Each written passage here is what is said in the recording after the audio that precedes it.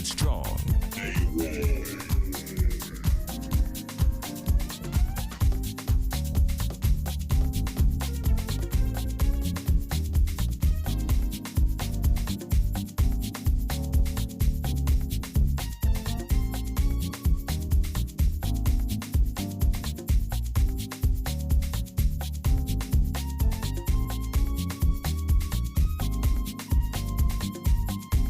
Smacking you in the face with the classics. It's DJ Young and Nut.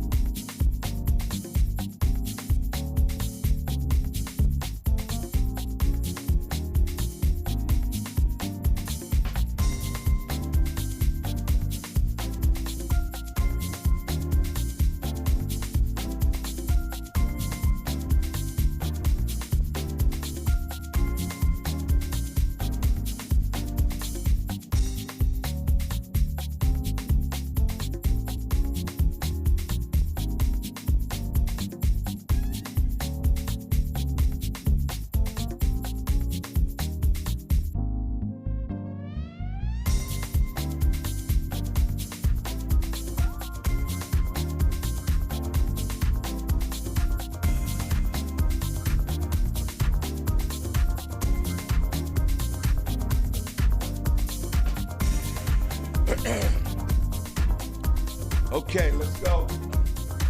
Let's go. All right. Good morning. God bless. Let's clap. Like my mother say, thank God for Jesus. Hold on, everybody. God bless you. It is a feel-good Friday. It's Friday, December the 3rd, 2021. 21 minutes after the hour. Welcome to the Shawn Harvey Morning Show featuring Wake Up Team. That's Senny, Barbi, where you get your morning started right, guys. Only place on earth where you get your morning started right. That chat room's open. Come on, guys, gather around. Let's have a hot show this morning. And if you dare call in, and you're more than welcome to call in, the number's 570-982-6950. Broadcasting on ShawnHarveyMorningShow.com. Also distributed by Comedy World Network, Comedy World Net Radio, and Comedy Cloud.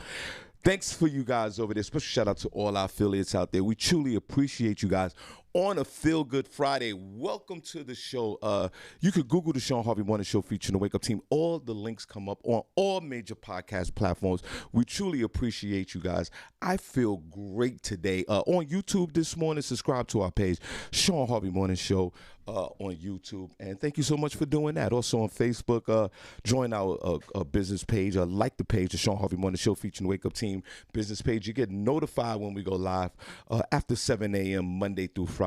We appreciate you. And join our group, the Shawn Harvey Morning Show featuring the Wake Up Team group.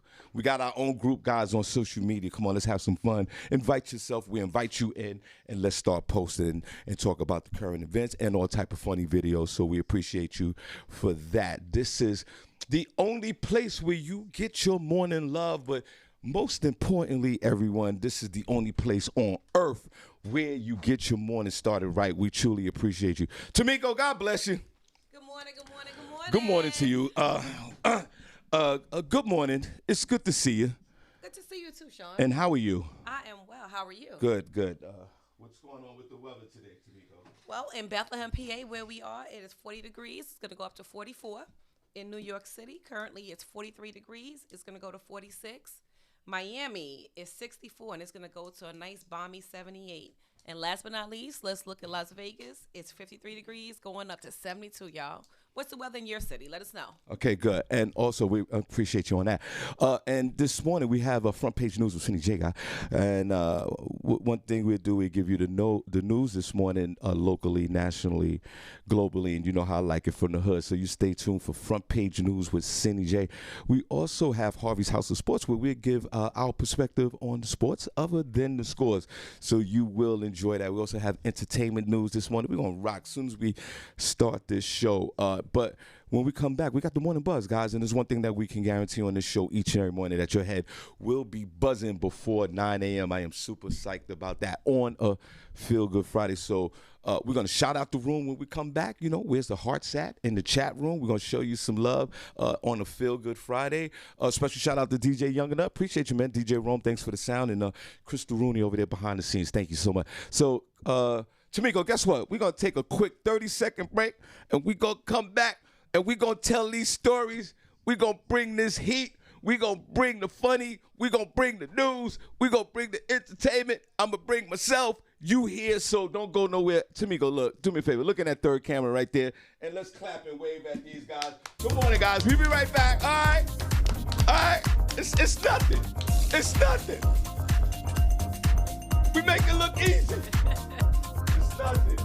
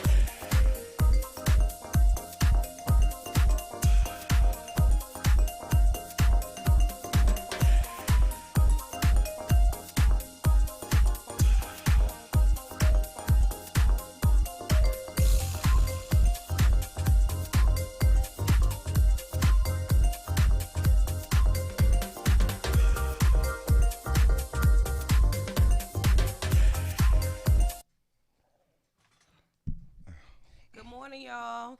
So right now in Bethlehem, PA, where we are, it is 40 degrees, and the weather will go up to 44. All right, welcome back, guys.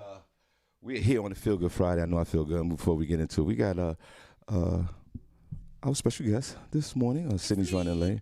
Tamiko, good morning. Good morning. Good morning. Good morning. Now, for the folks, before we get into this whole thing, I got you on the screen. You can look at that middle camera. They can wave at you. You can wave at everybody right there. You got the prime camera right there. Before we get into everything, first of all, how are you this morning? Shawn, I am very well. How are you? I'm good. I'm a little tired, but I'm good. How was your commute? How long did it take you to get over here, Tamiko? About 20 minutes. Okay, good. Yeah. And how was the traffic? Traffic is light. There's no traffic moving either way. Very light. Right, and it's weird. Like, that's one of the benefits of living, like, in this area. Even though there are a lot of people that live out here, and there are occasional traffic jams, and there's a little congestion, but it's nothing compared to, like, the New York, New Jersey area, like Philly and Newark and New York, and where there's just an insane amount of traffic, and you know you're gonna be stuck. Right. Even if you got the GPS and all that. So out here, we do have traffic like any place else on Earth, but it's not as bad as it would be, you know, in the New York area. Good. So you woke up on time. Everything's good? Everything's good. I'm feeling good. I'm happy to be here. Happy to wake up. Good. See another day. So, yeah, I'm good. Good. All right. So before we get into the show, polar opposite for me, Tamiko. What's up, Shawn? I just rolled out of the bed and just came here. You ain't shower. You ain't wash. I did that. You didn't say wash. You just said roll out of bed and came Oh, yeah, that's true. I rolled out the bed, rolled in the shower, and then came here. Okay. And I was out all night. I was doing a comedy show. You were down in Jersey, right? Yeah, I was in Jersey. If folks who don't know me, I'm a full-time comedian, and I travel around. I travel for my food. Tell your jokes. And I tell the jokes. I live locally, but I'm never here because I'm always out there. I take the community on my back, Tamiko, when I travel. I represent, represent this hood. You represent Bethlehem. Y'all, Bethlehem, yo. Where you from? I said Bethlehem, bro. Put that B in it. and you go out at night, and I see a lot of things. Before we get into the show, and it never ceases to amaze me what I see with folks and liquor and out. Yeah, just out. You just see a lot of things. And last night at the comedy show, a shout out to my man Marquise, Bumper to Bumper Entertainment, had a dope show. It was me, Marlon Randolph, Smokey Suarez, and my man CJ Cracks was the host. Okay. So the place is packed. It's a dope look. And we all encountered a heckler. Really? The same heckler? The same heckler. Oh, wow. The whole night. And it was a middle-aged woman. Like she had to be she had to have been, no, she's a black woman. Okay. It's only black, it's all black folks. Oh, okay. This is an urban show. Okay. Before we want to take a break and then we get into the show. And she had to have been between her late 50s to 60. Old as hell. I say that respectably. Not old as hell. That's old as hell. No, she's not. But she looked every day of like 58 years old. She looks her age. Yeah, she does. But at the same time, you could tell she's educated and she had a good job and all that. She maybe just had a hard life. This woman, I go up on stage first, and I'm doing my thing and telling jokes. And I told this particular joke, and the woman starts to open her mouth and sticks her tongue out her mouth and start sticking the tongue out to everybody in the crowd. So I went with it with her, right. And I'm like, yo, take his mouth, open up your mouth and your tongue. So I'm going now. Let's put these jokes to the side, and here go the tongue. Let's go with the tongue, blah, blah, blah, all right? And now remember, this is a grown-ass woman, but she's twisted. It has some young women in there, some edge. It was a nice crowd, but it was like Auntie, like off the chain. Like Auntie was just completely out of her mind. I don't know if it was the drinks. I don't know if she was a freak or whatever. So how did y'all handle this? What was your There was no handling it. It was just the show became her. I get off the stage. The next comedian gets on stage. Wait, while she's doing that to me, and I'm going with it, and the crowd is loving it. Because as a comedian, you see something like that, you go with it. Right. You drop everything else, and we're doing it in a fun, loving way. Tamiko, let me tell you what happened. While I'm talking, snapping and joking, jonesing, or whatever you call it, about her and the tongue and how old she is and all that. This woman pulls out her breast. No, she didn't. In front of me. No, she didn't. No, she did not. Last night in West Orange, New Jersey. What did you do, Shawn? Yo, I didn't do it. The crowd went crazy. It was like almost over. Like I said 2 more things and got off the stage. She pulled out. Tamiko, I saw a breast last night. You saw a breast? I'm calling Mrs. Harvey immediately. Calling Mrs. Harvey. Shawn out here looking at titties. Now, it would be dead wrong for a man to do something like that. But when a woman do it, I think it's okay for some strange reason. It's okay for a woman to do it. But then why? Because everybody, instead of running over to Auntie, to cover her up, she became to cover. But okay, even if she became the show, where were all the young queens and all the beautiful, mature black women that were in the audience? Why didn't none of them run over to Auntie? But she wasn't inebriated. She wasn't drunk. She was just being an a-hole, really. Okay. Why did the titty popped out? Titty pop. It was a titty pop. Okay. And I'm looking at breast. From my angle from the stage, it was her. So I was on the left side, so it was her right breast, and she pops it out. She just this. I can't even make this up. She plops it out. The crowd goes crazy. Which brings another point. Like, if you see that someone's doing this, and everybody's applauding it, what does that say about all of us? So you're saying where's the social responsibility? Yes. Okay. Why didn't nobody, why wasn't this woman escorted out the room?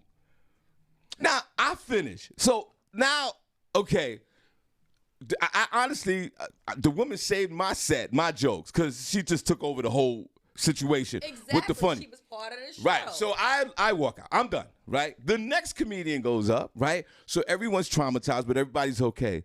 She started with the other comedian pulling out her tongue, turning her ass around to the stage, and the other comedian destroys it. And like, he didn't do any jokes. His jokes were her. And then Smokey went up there and started with her as well. She leaves, tells everybody to kiss her ass, gets in her car, and drives away.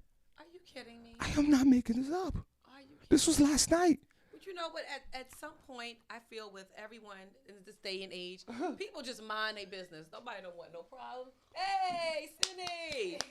Right. Nobody don't want no problems. Nobody don't want to get in no type of altercations. Because mental illness is real. There may be something else going on up there. So let me ask you this question. Welcome to the show, guys. Feel Good Friday. Now, okay, so obviously, Tamiko, if it was one of your homegirls, Senny, make sure your mic work, because I dropped all that stuff over there. Just do me a favor, just say 1, 2, say something. Hello. Okay, cool. Tamiko, obviously, if on a Feel Good Friday, if that was one of your girlfriends, and she wasn't even twisted. She was just, I don't know, maybe she watched a lot of Pornhub a few hours later. I don't know. But if your homegirl, anybody you knew, pulled out their breasts at a comedy show or anywhere, wouldn't you react to that? Absolutely. So let me ask you this question then. But Shawn, you said she was by herself, so she didn't have her. She was with another woman. I'm sorry, she was with another older woman, but the other older woman was just co-signing her behavior. She was just laughing with her. Birds of a feather, but okay. Now, so obviously, if this was a friend of yours, a family, or one of your girls, and she did something like that, you would immediately respond to that. Like, hey, yo, girl, what are you doing? Like, what's going on? Would you do that to a woman that you don't know that's in the audience? Probably not. See, that's what it is. Yeah. See, that's what it is. Yeah. Senny, the woman pulled out a breast on me on the comedy last night in West Orange, and you keep telling me to tell people to come to the show. Like both her boobs? One, or like one? The right one. Why'd first, you do first that? Because it started with, she started playing with her tongue. I was talking about I did a sex joke, and she was she was about 60 years old, Senny. She was the oldest woman in the building other than me.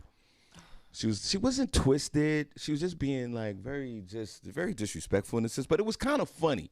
So the comedians, me, myself, Marlon, and Smoke, and all of it, we could kind of handle that. It's no big deal. But she went overboard with it. She started playing with her tongue. The tongue was out, and I started snapping on talking about the tongue. And then Senny, she pulls a breast out, and when she pulls the breast out, the right breast, Senny, on the Feel Good Friday, the crowd goes crazy. Now there's a lot of women in the audience. There was about 100 people in there. She was with her homegirl, older woman as well. I think the other woman found all this hilarious. But Tamiko just said, just now, I don't know if you, just to catch you up, if one of her homegirls did something like that, that was an immediate cover up. Bitch, what's wrong with you? Absolutely. We got to have a talk. Right? It would be like that, right? Intervention. Senny, if one of your homegirls did something like this, pulled out a breast in the comedy show or whatever, are you saying something about that? Yeah, for sure. Okay, so then I'll now cover her up too and be like, girl, whoa, what are you doing? I'm gonna put the boob back in. Right. Yeah. Now, Senny, if you was right, well, Senny, put it away. right. Now, Senny, if you were sitting next to somebody or across from somebody that you didn't know that did that, would you kind of go, hey, lady, or whatever? Because Tamiko says she's not doing that. Would you do it? No. Okay, so now. Thank you, Senny. Okay, I get it. So now this behavior was co-signed by everyone in the room. Now, we always say, see something, say, if you see something, say something. But that's if one of my sisters are acting appropriate, we need to check them. And I just asked both of you, would you intervene and try to say something to help somebody that you don't know? And both of y'all said no. And all the women in the room, Senny, were laughing and stunned that this woman pulled out the breast. Now, for me, as a performer, I'm looking like, I'm getting out of here. I done did a few jokes. I don't know what's going to happen. I might say something, and it might be some harassment charge for Harvey. Yeah, But we all don't the want women that, Shawn. Senny, all the women in the room are laughing about this. Well, I think. But then we talk about Me Too, sexual harassment, men can't do this, women, a lot of allegations. Now, I see it right in front of me. Now Tamiko, what if I would have jumped off the stage and said, Miss, took my jacket off and said, Miss, don't do that. I'm going to jail if I do that. Why would you be going to jail? Because he makes everything so dramatic. Yeah, I don't think you're going to jail, Shawn, if you did that. Men have done. If Men you have. pulled your thing out, then you would be going to jail. Tamiko, men have done less and lost their empires. Give me an example. Andrew Cuomo said, "Good morning, sexy," and he's out of there. No, it's not. Now, where does it come to responsibility on a Feel Good Friday? Well, good morning, guys. What happened to sisterhood? What happened to? I didn't see none of that last night.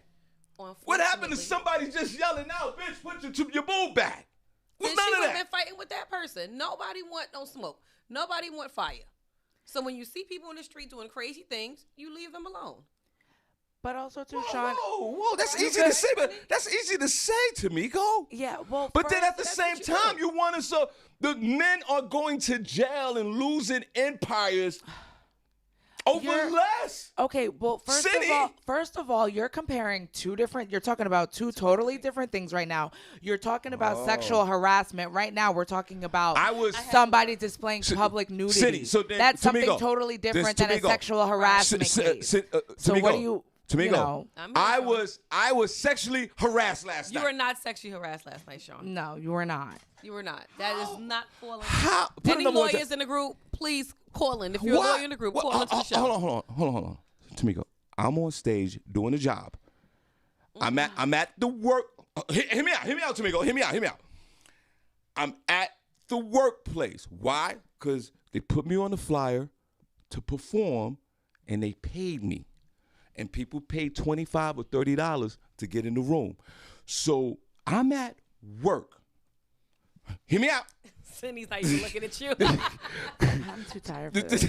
She's not even looking at you. She's been staging all night. Don't worry about her. Because I already know where it's going, and it doesn't even make any sense to what he's talking She's been about. staging all night. Listen. I'm at a workplace. Okay. I'm technically working as an independent contractor on the Feel Good Friday, guys. I'm performing. I am literally completing. I'm in the middle of a task.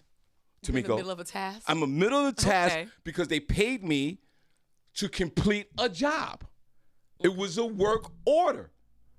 The work order was for me to go on stage and make people laugh. I'm in the middle of doing that. And a woman pulls out her breast at me while I'm at work. That is, Tamiko, are you saying that you don't think that is sexual harassment and sexual battery and all kind of other Why sexual... didn't you report her, Shawn? If you were so traumatized from the experience, you felt sexually harassed, why didn't you say 911? Come help. Security, take her out of here. You didn't do that. You passed the buck on to the next comedian. Good point. Same thing. I'm waiting. Good point. So I got a responsibility to this as well. Right. I still have time. I still have time to file charges. Shawn, you don't even know who that lady is. We can find out who she is. No, you now, can't. So Tamiko, say if a man was at a workplace while you was performing a task, I would call security. and he pulls out a slung, I would call security. and then put his slung back in his pants. I would call security. And don't you think that if that was to happen to you and your girlfriends was with you, wouldn't they like intervene and go, yo, what's going on? Yeah, 'cause my girlfriend's a classy base. So Right. my girlfriend's not going to have me showing breasts or have a man showing his penis in front of us. Right. So then why, when this woman showed her breast, why didn't the other women, because it's all this movement with the women, and Senny's the proponent of all this, all the womanhood, and men go to jail after saying hello and all that. Why didn't the woman, this is why, CJ, why didn't women come over? Even if they didn't know this person, go, Miss, what are you doing? Don't do that.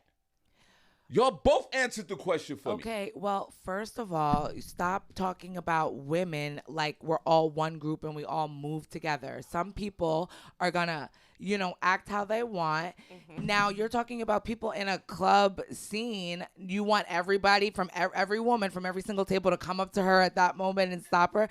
I mean, she did what she did. I'm sure, maybe her friends told her after, or who knows, maybe even people even talked to her if they seen her like after the fact, might have said something to her or, whatever. But I mean, I don't know. You can't speak for what one person does. When the show was over, she started cursing at a lot of folks and got in a car and left. But she wasn't drunk. She wasn't drunk. This woman was clearly. She wasn't drunk. Because we were sitting there the whole night. She wasn't drinking. Like, you could tell when somebody's drunk. Maybe she was on something else. Maybe she got lit before she got there. Whatever it is. But I am. Right. She's feeling good. Before we take our first break, I am disappointed in the sisterhood of my urban black sisters. You have lost points with me this morning. Unbelievable, I Shawn. am disappointed at you, Tamiko. I am disappointed at you, Senny J, and all the other women that's out there in the world this morning for allowing that woman. Now, let me tell you. Who allowed her to do anything? Exactly. First of all, and how long was this boob out? How long was it out? I mean, the boob was out what are we talking about here? Okay. Was she sitting with it out, or did she just flash you with it and put it back? What do you want people to do in the moment? She put the boob was out for about 45 seconds to a minute. Oh, please. I doubt it was out that long. I saw areola and everything. I don't believe it was out that long. You're exaggerating. I doubt it. One of the comedians filmed this. Okay. I'm telling you what happened. I'm not gonna lie about this. I don't care about this. I'm just saying that. Because you want people to react. Maybe some people didn't see it. How you shaming people that might not have seen what was going on? See what happens when you're staging all night? I said to Tamiko that Senny, the crowd went crazy. I walked off the stage basically after she did that. I was done. I can't compete with a woman that's 60 years old take her breasts out. I think it was a D cup too.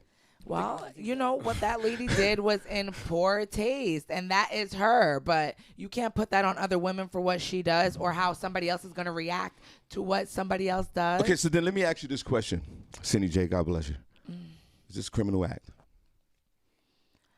Is this a criminal? I mean, yeah. There you go.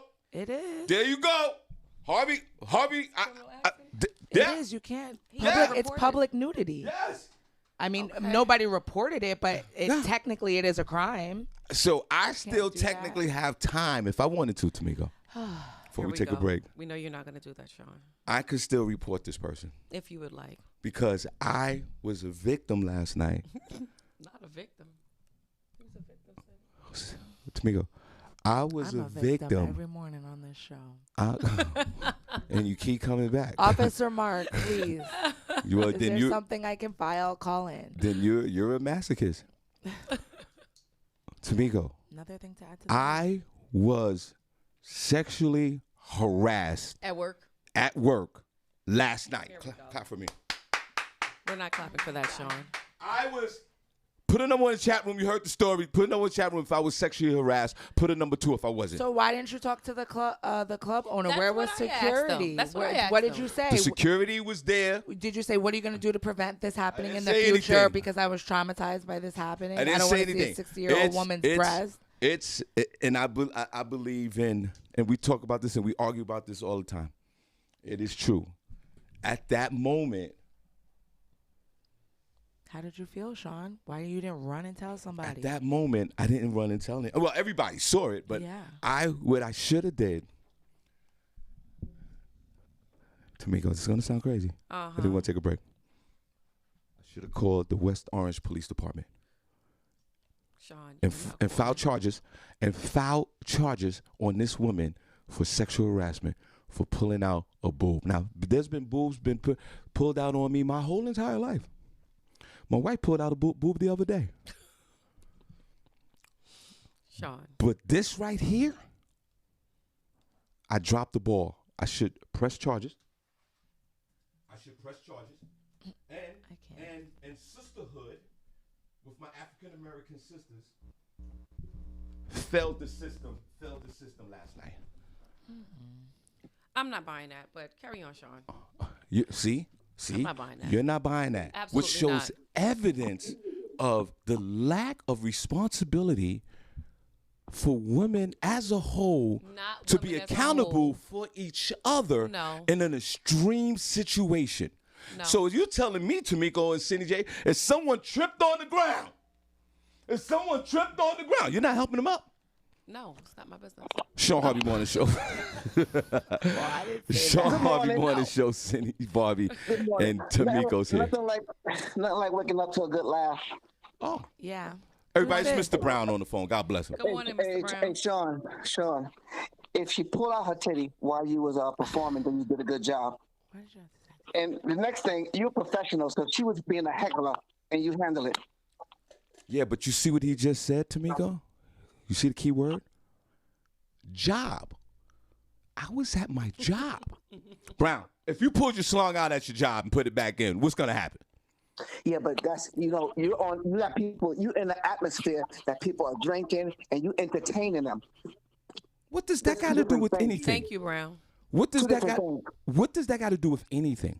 It's an Because occupational hazard. You don't know the lady. You don't know how much the lady had to drink. Number one, and it's two different things. Like you sit in the office and she was giving you a job or a gig, and all of a sudden she put out her chest and she said, "You ain't getting this unless you touch me."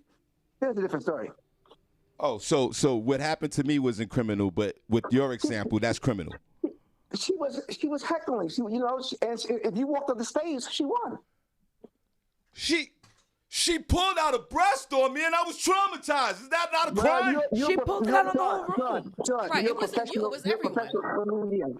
You're supposed to be able to handle all situations Thank you. as a comedian. I understand that, but I'm just saying that you don't think that this was borderline before we take a break? Well, no, All right, so Brown, if Tamiko, Brown does karaoke, right? Mm-hmm. Brown, if you're doing karaoke and you're doing it at a local bar, and the woman sings a song, she's like, and I am telling you, and you, and you.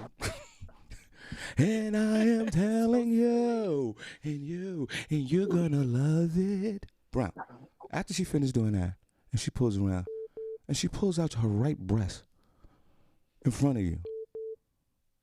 Shawn, you know how I sing when I perform, right? You know the ladies grab my head, the top of my head, they grab my back, they pinch my butt, they do all of that. I'm entertaining. Shawn, and also it's different. That's like, let's say you're a construction worker and you're working outside and somebody walks down the street and flashes you. That's sexual harassment. Yes, it is. In the times that we live in today, it is. Shawn, you drag You it. say it all the time. Okay. But why you have a double No, standard? I think that's a different crime. It's I don't think it's sexual harassment. I think it's categorized as like Brown, nudity I or sad to something. say that you are jaded as think well, it's the my same friend. thing. You are jaded by the women touching your ass. Who's in HR? Tiffany Klosick. Is that sexual harassment? But you guys think minimize that it goes by with your saying, job. "Oh, we're in a public place and we're at a bar," and I guess that behavior is acceptable. No, it's not. No, nobody said it was But acceptable. that's what you're saying, basically. No, we're saying that we wouldn't didn't say that. intervene We in didn't say something that. that's not our business. I'm just saying, being a man, she can't do no damage to me. I pull out her nipple. She can't do no damage. Can't do no damage. You know, if a lady's performing, a man pulling out something, she's gonna get nervous because you don't know what the man gonna do next. Okay. So let me ask you this question: all the women, you're hilarious. All the women in the room last night saw the women pull out the breast, and they all laughed and clapped, and they thought it was funny. They were And I laughing because it wasn't them. And I asked these two young ladies, would they intervene? Like if there was their loved ones or friends with them, will they intervene? And they said yes. They'll cover up, girl, what's going on? But if it's somebody that they didn't know, they're not doing anything. Brown, are you co-signing that behavior as well? With the women not doing anything, seeing that this woman pulled the breast out that didn't know them, that didn't say nothing? You know what? Because it could go to the left. Exactly. Like I said, exactly. Now, people get killed for road rage. She's sitting at the table, right? She's at the next table. The girl pull out her breast. Senny goes all the way over there, and then a fight starts. Then what? Then what happens? Because now she got involved with something, and she didn't even know the lady. So the lady had a girlfriend. That's their job. And now your show is over, Shawn, because of a fight. I'm very skeptical about this conversation. It's making me very nervous. It's making me very nervous on how people are not intervening and helping this woman. So what are you saying? What are you saying, Brown? So if the woman was drunk and she pulled the breasts out and she walks to the bathroom and the dude follow her in the bathroom and you see something might go down, nobody saying nothing as well, Brown? Nobody gonna say nothing. Wow. Barbie put in the chat room. Nobody gonna say nothing. Nobody saying nothing. Shawn, first of all, you can't say what people are gonna say. If a man pull his stuff out and he start grabbing a lady, yeah, we're gonna intervene. It's a problem. Okay. Thanks for saying that, my friend. Barbie had put in there, sexual harassment is a behavior. It is defined as unwelcome behavior of a sexual nature. It is unwelcome behavior of a sexual nature that, if allowed to continue, could create a quid pro quo and or a hostile work environment for the recipient. And that happened to me.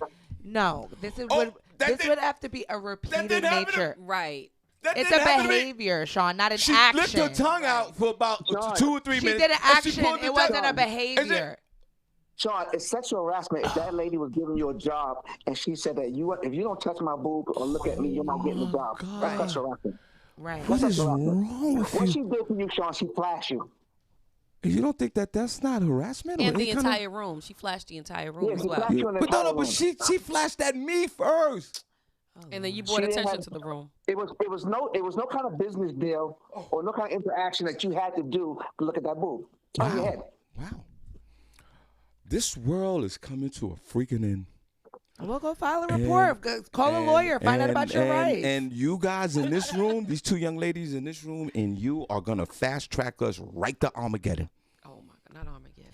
Shawn, that's like saying if you see a guy, arguing with his girl or roughing her up or something like that, are you going to go intervene? Yeah, I'm going to go, bro, from across the street. Only from across the street. I'm going to go from across the street. Yo, and what are you going to say? Yo, bro, get your knuckles off her face, yo. Yo, I'm calling the police. I'm going to do it across the street. I'm not going to run up. Yo, brother, I'm calling the police. Stop whooping her ass, bro. That's what you're going to get. Okay. I'm not going to roll up on them and then start fighting because that's when people get shot and killed. Why not? That's what you need to do to end their and you know situation. What? And Tamiko, none of the women yelled out from the other side of the room last night, yo, bitch, put the breast back. But that would have started an altercation. It would start a problem. It would start a problem. The show will be over. Then you're not going to get paid. Everything's done. Nobody's going to perform. I'm done. And then her girls want to jump in and defend her. Exactly. Talk about, don't you worry about it. We got something for you. You don't know. Obviously, the lady got her 10 minutes of fame because you're still talking about it. Brown. Okay. Brown, go back. Well, that's on that, Mr. Brown. Well, Brown, go back to your love den, my friend. It's good to talk to you. Go. You missed 3 Pornhub sessions since we've been talking. All right, Brown. God bless you. All right, later. Right. Bye, Mr. Brown. Quick break.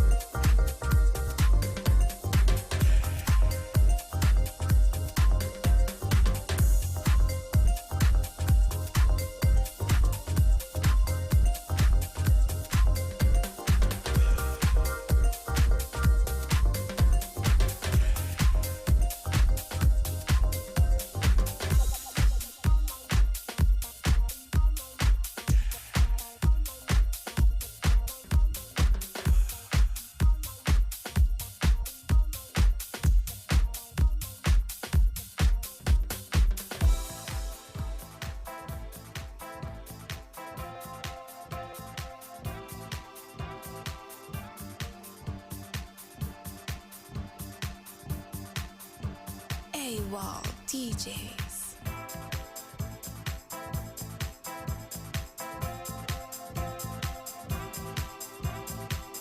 Who is it?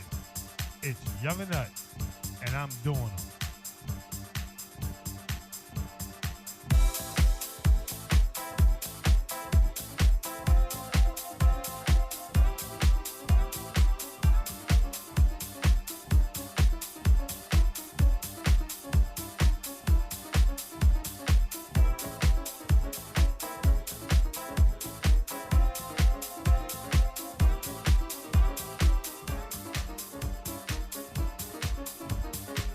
All right, we back on the Feel Good Friday. We're going to fast track right through this morning. It's 59 minutes after the hour. Welcome back. Shawn Harvey Morning Show, Wake Up Teams. Senny J. Barbi Cologne, get your morning started right. And also, let's clap. Tamiko's here. Look. Yay! She's here starting trouble already. Before we get into the Indigo Lounge, because you know it's got to at some point. Senny, did you watch the video of from Barbi's party? Did you get a chance to watch the replay a little bit, especially with Tamiko? Oh my God. I did. And when we was showing Barbi some love, and she just kept repeating the only thing you heard was 733 Main Street, and then she yells out, "Barbi know I love her." And when people say that, where's the love? Barbi just know I love her. and then she jumps up and she hugs her. Yeah. Tamiko, did you watch the replay of that? Listen, I did watch the replay of that. But you said you want to get there? Go. I did watch the replay, but I was following along because who was next to me? Who was sitting there next to me? It was right. Yeah. So Beatrice said happy birthday, and she shouted out her business. I should have said happy birthday first before I said 733 South Main Street. Y'all go hook She said, Beatrice is like, Pull up. I know Beatrice is like, I've known Barbi for a few years and we've been through ups and downs. I just want to say, girl, happy birthday. Love you to death. What I do? Tamiko, your turn. Yo, it's going down to tomorrow night, 733 Main Street. Hookah blast. Come see the Indigo Dolls. I'm looking at Senny like this. No, but did you see Barbi's face though? You see Barbi's face? I'm like, this. Barbie was sitting here like, what? I was like, this neighbor really went there. Shawn Harvey Morning Show, Senny, Barbi, and our special guest, Tamiko. Who's this? Good morning. Oh, yeah, it's Roro. Tamika, Senny, and Shawn. Good morning, Roro. Shawn, I'm sorry you had to go through that. It was so wrong on all levels, and I would have been someone that went over and said, "Miss, do you know you got your breasts out or whatever?" If she told me mind my business, I walk away. But I feel she should have been removed from the club. First of all, if a man would have pulled out his penis, it would have been a problem. So a woman should not have to be. It shouldn't be acceptable that a woman expose her body parts, and it's okay. It's not okay. It really isn't. And I understand you feel uncomfortable. You're a married man. You don't need to be seeing some woman disrespect you in that manner. It was ghetto. It was disrespectful. It wasn't nothing cute about it. Well, a grown behind woman pulling out her breasts. That means she cannot hold her liquor if she was drunk. And if she was drunk, she still needed to be removed. Well, Ro, thanks for sharing. I don't mind looking at the breasts. Don't get me wrong. You don't mind. I said I don't mind. I don't mind looking at breasts. But it's still wrong. But it's wrong. Shawn. Now, of course it is. Now, see, with you, God bless you. You are my ray of sunshine right now. You have put everything in perspective, young lady. She agreeing with him, yeah. You are the one who stepped up. You're the one that stepped up and you see the bigger picture. The rest of these folks are, I ain't saying nothing. I ain't none of my business. And you, as a woman, as my African American queen that you are, you don't even have to adjust your crown. You said that you would go over there and say something. If not, if she says anything, you just walk away. But you have the courage as a sister to go over to another sister and say something. Before you finish talking, Roro, I'm going to applaud you. Because you see the bigger picture. Hold on, everybody quiet if you don't mind. I'll applaud her too. That's great. We all have our thing in life. Right. Everybody had, and I Everybody has a thing. understand Senny, Jay, and Tamiko and other women that they don't want to cause no stack, no problem. No, I would try to do it as ladylike as I could, and even say, "Sister, do you know you're exposing your breasts?" And if she say mind my business or her friends, I'm walking away. But don't none of them put their hands on me because I'm gonna have to crack a chair Rose over say their it's head. gonna go down. It's gonna go down. And then walk away. But other than that, Right. I'm an older woman and I understand, but it's not acceptable. Not today when women call it rape and all this other stuff. No. And we have to be on the same page as men. It's not no two-sided thing now. It's Yeah. not okay for a woman to do that and a man can't do it. You are now blossoming into this whole topic that's taking so much clarity, and how you just breaking down everything that you're saying. But I really appreciate. No. I really appreciate you, because these two over here bailed out. They were gone. They were out the door, and they didn't care. But And, Sean, and if didn't you women say stripped on that- the floor, they're not even picking them up. They don't Didn't care. you say that people were that she was cursing people out and then she left? Maybe somebody did say something to her. Ro, God bless you. I can't. Well, I she can't should hear have been nothing over removed. here. What happened to her being removed and it wasn't cute at all? She I wasn't wouldn't removed even- because Sean didn't say nothing. No, I didn't. He I was got off the stage. traumatized, I but got he off ain't the say stage. I nothing. got off the stage. I don't know the security yet. They maybe could have removed it. I don't know. But my He whole probably thing is, was in shock. I was. He didn't believe that somebody would do that at that age and at that given time, but know that they was either drunk or they just didn't give a daggone. They was ghetto, like I said, and they would have got put out of there. If Now- it would have been my club, they would have been removed immediately. Now you are echoing everything that I'm saying in a different way, and I was shocked twice, and I'll tell you why before we move on. Everybody, Rolo's on the phone. Cindy, I got You shocked. married. You're married. Well, that and doesn't there's have no nothing way to a do. That woman is- should be that- showing her breasts. Yeah, to but that you didn't have like nothing. that. That has nothing to do with her showing her breast. I don't care about that part. Relationship status, that doesn't matter. My whole thing is this. You're right. I was shocked not only once but twice, and I'll tell you why. You're right. I was shocked because this woman pulled out this breast on me, Cindy, Jay, and Tamiko. But my second reaction of being shocked is all the other women applauding her and laughing. I was shocked with that. And nobody cares. And I just came in here and said I was sexually harassed, and these two over here, God bless them, there was no, at the break, I just said to Tamika, I said, there was no compassion. You're condemning there all was- women because I of what didn't- this one woman did. When Yes. men are out here doing Yes. tomfoolery Yes. every single Yes. day, Every day. and you So, don't but it say gotta be nothing called about out. that. It has to be called out. Well, call I'm them calling it out. How out. you gonna, Since so when we never do this, I'm calling it out. Ro, God bless you. I really Well, appreciate you. I hope people look out for one another because if somebody drunk and pull their breasts out or pull their panties down in a club, somebody got to woman up, man up, and say, "Miss, that's not appropriate," and look out for them because they can get raped after the fact. They can get damaged after the fact. And as far as I'm concerned, God says we all accountable.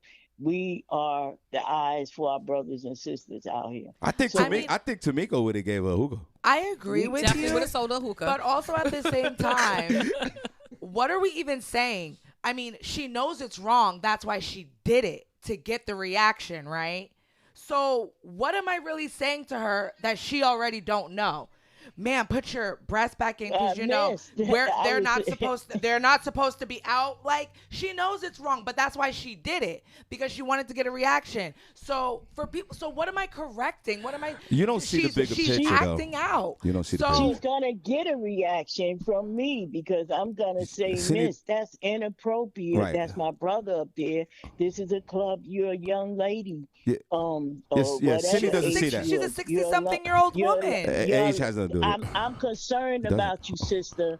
You know, there's some crazy men out here, so I don't think that's appropriate for you to Well, do that's that in not this my club. ministry. Well, I'm not that invested. well, she's a you- 60-something-year-old woman. Age She has knows nothing all of to that. do- Yeah, age because you're grown. has nothing to do with Yes, it you does. You could What do be you want me to say 18 to or her? 60, and you could do something really weird. What? And what do you want me to say? And thank you, Ro, for being an advocate of just sisterhood and maybe not just sisterhood. going over and saying something or yelling out. But you heard Instead what of- Rose said, right? She could instead- crack a I'm chair not for going turn to course, up. of yell course. out. I'm not going to embarrass her in that manner. I will go right over to her.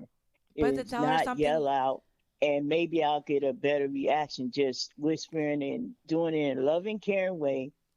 Sister, do you know you pulled your breasts out, and this is not appropriate in here, or whatever, and leave it alone. And Ro, deal with you it. know what I'm very sad about right now? Tamika, I'm very emotional right now. I might cry like Gil from Married at First Sight. I'm emotional because I just shared with everyone that I was sexually harassed last night. And Ro, But you were not. these two right here, nobody cared. If she would have followed you around the club with her boob out, Thank then you. maybe. Nobody. I felt like I was sexually harassed. Thank you. And you are the only one, Ro, and God bless you. And I know we identify, Tamiko, Ro and I survived the crack years. We are not, left to our own devices, we are not even supposed to be here. And young lady, thank you so much. Because you are the only one right now that have compassion for your boy Harvey. And I appreciate you. Now I feel better on a Feel Good Friday.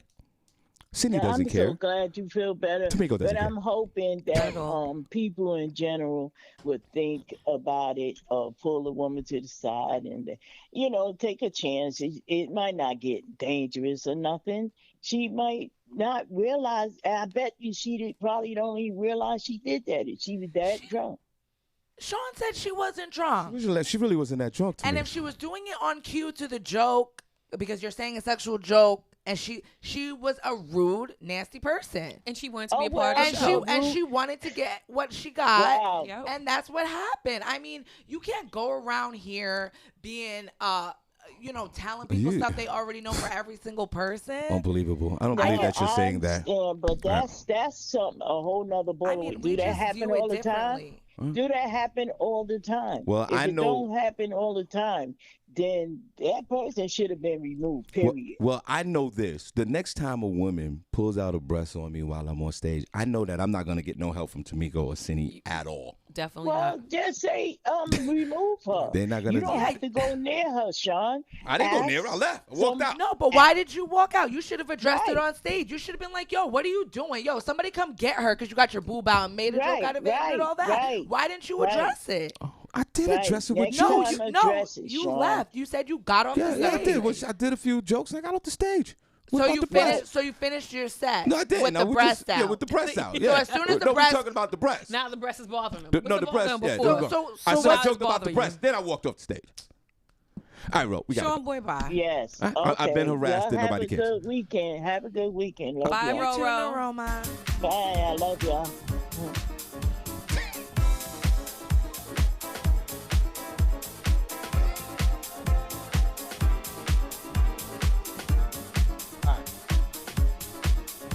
All right, we back. Cindy, we're going to get into some Cindy says. I'll order up a therapy session later on today. And a hookah. Don't be afraid, black men. You can talk to your sisters too, and let them know how they're doing and how they should be acting accordingly. Because a lot of black men like to go around saying how black women should be acting. So I don't know. don't feel afraid, Sean. No, I'm not gonna Don't do put the that. burden all on No, us. I'm not gonna do that. It takes a village. That We're a might- community. That might be a charge. Go ahead, Cindy. What you got? I ain't doing nothing. CNN. Welcome to Feel Good Friday, guys. CNN suspends Chris Cuomo indefinitely over role in advising Governor brother Andrew during harassment scandal. CNN on Tuesday suspended host Chris Cuomo indefinitely after documents revealed he was more deeply involved in damage control efforts for his brother. Then New York Governor Andrew Cuomo. A CNN spokeswoman in an email said that transcripts and exhibits released by New York Attorney General Letitia James, because she was on a tangent for him, shed new light on Chris Cuomo's involvement in his brother's defense and raised serious questions for the network, which had not known about the extent of his role.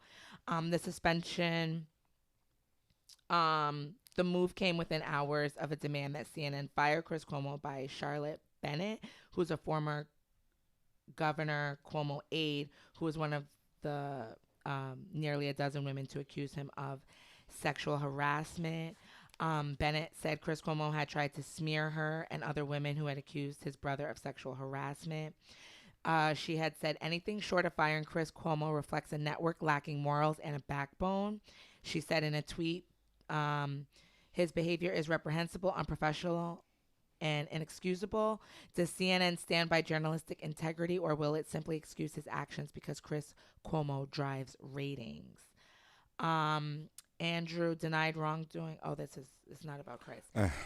So yeah, I guess they're investigating him. But what did he say? All right, so he was sending text messages to someone that was involved. Not one of the victims, but someone that was involved in it to try to help his brother out. Tamiko, let me ask a question. Oh, so like he was using his news resources to like feed him information. Well, and stuff. He was saying stuff like, "I got some information for you, or this can, maybe we can help my brother out this way," to try to, to try to shed light on the brother's innocence. Hello. So now he's not even on his show anymore, on his new show. I wonder how his fans are reacting to that. But I mean, that's not. Hold on, wait before we get this. We are so busy. Marcus, you there? Yep. Yo, everyone, let's clap. This is one of my boys. One of Marcus Combs, man, HBO, Dutch, and BET Comedy View. This dude is hilarious. Yo, Marcus, man, good to hear your voice, brother. Definitely. I forgot how early radio shows are for comedians. I don't even see how you do it. Yeah, you gotta love what you do when you're doing this. Trust me, I was at a show last night and I was sharing with everybody. Marcus Combs, hilarious. Where you based out of again? Because I know Atlanta comes to mind, but I don't want to. I'm like, where you based in? I'm based in Atlanta, but I'm born and raised in Chicago. Right. Oh, okay. And Atlanta has this urban comedy scene, Senny J, that's absolutely unbelievable. Oh yeah, definitely. They doing comedy every night down there. Every night down here, you can get a workout. It's like New York. It's just more on the countryside.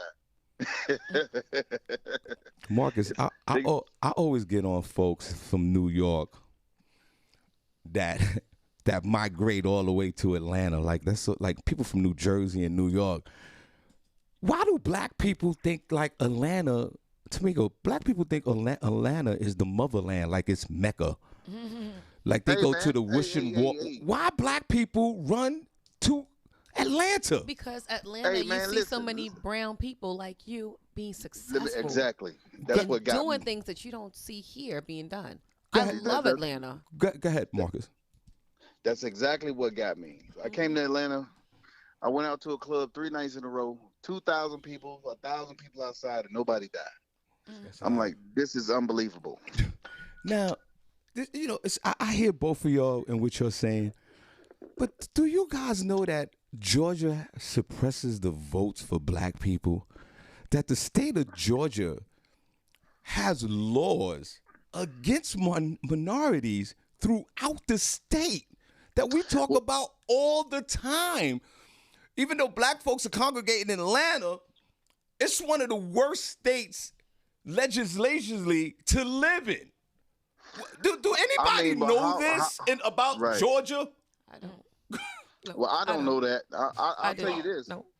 I'll tell you this. This what I can say. I mean, I ain't that deep into politics no way, so that really don't, account as far as my life goes, period, from where I come from in Chicago. But I can say this: for $250,000, you can have a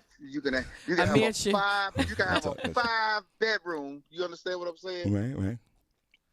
With a basement, finished basement with 2 more bedrooms if you desired, an office, a bar room, the whole 9, And guess what? Your kids can go back and forth to school. Well, see, I live on the outskirts of Atlanta anyway. Right. But your kids can go back and forth to school and get a really good education, bro. So that's what kind of mattered to me, you know, instead of paying $1,500-$1,600 rent for 1 bedroom in Chicago. I'm pretty sure y'all going through the same thing in New York. So right. All right. That's my biggest difference. Now, on the comedy scene, I was in Atlanta before COVID hit, right? And I think Atlanta, Senny, Georgia and Atlanta was criticized up here in the northern. We're in Bethlehem, Pennsylvania, by the way, Marcus. Yeah. We in this part of the country, Atlanta and Georgia was heavily criticized for remaining open when COVID was full COVID. Remember when? Yeah. Remember when CNN had the death count at about 5,000 a day? Yeah, we still was open. Atlanta was wide open. Now, Marcus, why would comedy shows going on like nothing's never? What? Yeah, they had comedy shows. But what is Marcus? What is that about, bro? Let me explain to you. Please do. You know what? That's why I'm glad I live here, because I didn't starve, man. You know what I mean? I didn't starve. So while they were having comedy shows, you know, had a room of 400 seaters separated to 75 people, I was outside barbecuing the whole day selling food. So it was more sort of, you know, it depends on, it's a give and take, you know, so as far as that situation, because I was running out of money during the whole lockdown situation. Right, like of course. Everybody else was locked down. Yes. You know, bills still had to be paid. Yep. You know, food had to still be put on the table. True. So I had to figure out, it was a blessing for me. I put my grill up there and did what I had to do, you know, the whole time. Now, back to being in Atlanta, Tamiko. I was down there. Now, I'm going to tell you this. Hey, it sounds like you hate Atlanta, man. No, I got love for Atlanta. And I'm going to tell you why. Listen, I was down there. I was working, I did one of the comedy clubs down there. What was the room? Not the comedy theater, not the... Uptown Comedy Corner? No, the other one. What you call him used to do it. It was in a really nice spot. Oh, God, I can't remember this guy's name. He used to do 5 shows on the weekend. What's his name? Marcus? I can't remember this guy's name. Not the Atlanta Comedy Theater. Not the Atlanta Comedy Theater. What's the other one? It's I don't know if he does it anymore. He did a weekend show. He did a weekend at this event, and then on Friday night he had a show right down the block. One of the promoters in Atlanta. I can't remember this guy's name. Anyway, it'll come to me. Yeah. I do this room, right, Tamiko? And that's one thing about Atlanta. I'm going to say this. And this is coming from me. I'm a married man. Atlanta, boy. Senny, the women in Atlanta? Yeah. Senny, you would smash about half the women in Atlanta. Yo, the women who came to the comedy show? Yeah. No disrespect. I mean, Marcus and I, we travel the country. It's all good. Yeah. It's a few places that's like that. You know, Atlanta's like that, Houston like that, Dallas like that, and I don't know. I ain't been to DC in a while, but DC used to be like that in that case. Senny, just like nothing but beautiful women, waves, legs. A lot of legs and a lot of weaves. Hey, I ain't never seen no eyelashes like these in no other state. Yo, the women in Atlanta eyelashes game? Yeah, Brazilian eyelashes. Man, how you... Shawn, who took that lady? Like in the comedy show? Who took... Yeah. I'm like, who took that lady eyelashes? Yo. And Senny, you would fall in love the moment you get off the airport with one of these chicks in Atlanta. They talk about gay men. I'm talking about like the women are absolutely beautiful down there. Right. Marcus, how do you ain't got no business looking at no gay man? If you're a man, I mean, if you gay, keep moving. You know what I'm saying? What is your eye focus Lee Scott said you got to check the Adam's apple in Atlanta. Yeah, why, Marcus? Why everybody? Everybody's always. You gotta look at them hands. So Marcus, you have the protocol to look to see who's a man or a woman in Atlanta, right? Right. I don't care how many. I don't care how many times this dude get a manicure. Them hands gonna stand out. Them hands, especially that thumb. That thumb gonna show that. Ain't no woman got a thumb knuckle like a man. No Right. That should be the surgery first to get rid of the man thumb get knuckles. rid of that thumb. Leave your penis on and get that thumb fixed. Right. So Marcus, are you saying that there's a certain skill set for men in Atlanta to kind of navigate to see who's men or women? Because you obviously have that. You know what to look for. Well, exactly. Well, when it comes to even in dating in Atlanta or trying to hook up, it's a whole nother animal. Like everything that you talking about, you gotta go to strip clubs and the nightlife to even pull all of that. So you can't go in there walking around with a plastic cup with a drink. It ain't gonna happen. Mm-hmm. You gotta be behind that VIP with some sparkles in your bottle. You know what I mean? Right. And faking it like you making it. So speaking of faking it like you making it, is there a lot of that in Atlanta? Because that's City, our world we live in today, bro. City, when I was in Los Angeles doing stand up at the Comedy Store and all these places, man, it seemed like everybody, especially black folks, white folks too, everybody, it was a whole different facade. Like nobody was really who they are. In a sense, everybody faking it. Yeah, is a lot of people faking it down in Atlanta? Yeah, a lot of people faking it in Atlanta. This little black Hollywood down here. I mean, you can go anywhere and run into somebody that live here now. Like all the stars has been black. I'm gonna say that's been black, but like all the stars that's black. That came out of Hollywood. That's done. Ain't on the scene no more. Most majority of them live here now. Now let's get into your comedy career. Everybody in the chat room, this man is hilarious. And this is coming from me from another. He's the type of comedian, Tamiko, that comedians love to watch. He's funny just talking on the phone. Yeah.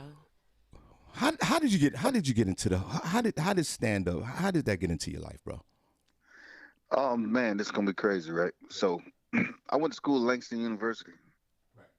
They had a comedy class, and I was a big fan of Def Jam. Like I still got the VHS tapes with all the Friday nights recordings from HBO as far as Def Jam goes. So that was my first opportunity right there, because they had Adele, Joe Torre, Arnaz J, right, and AJ Jamal come there for a homecoming.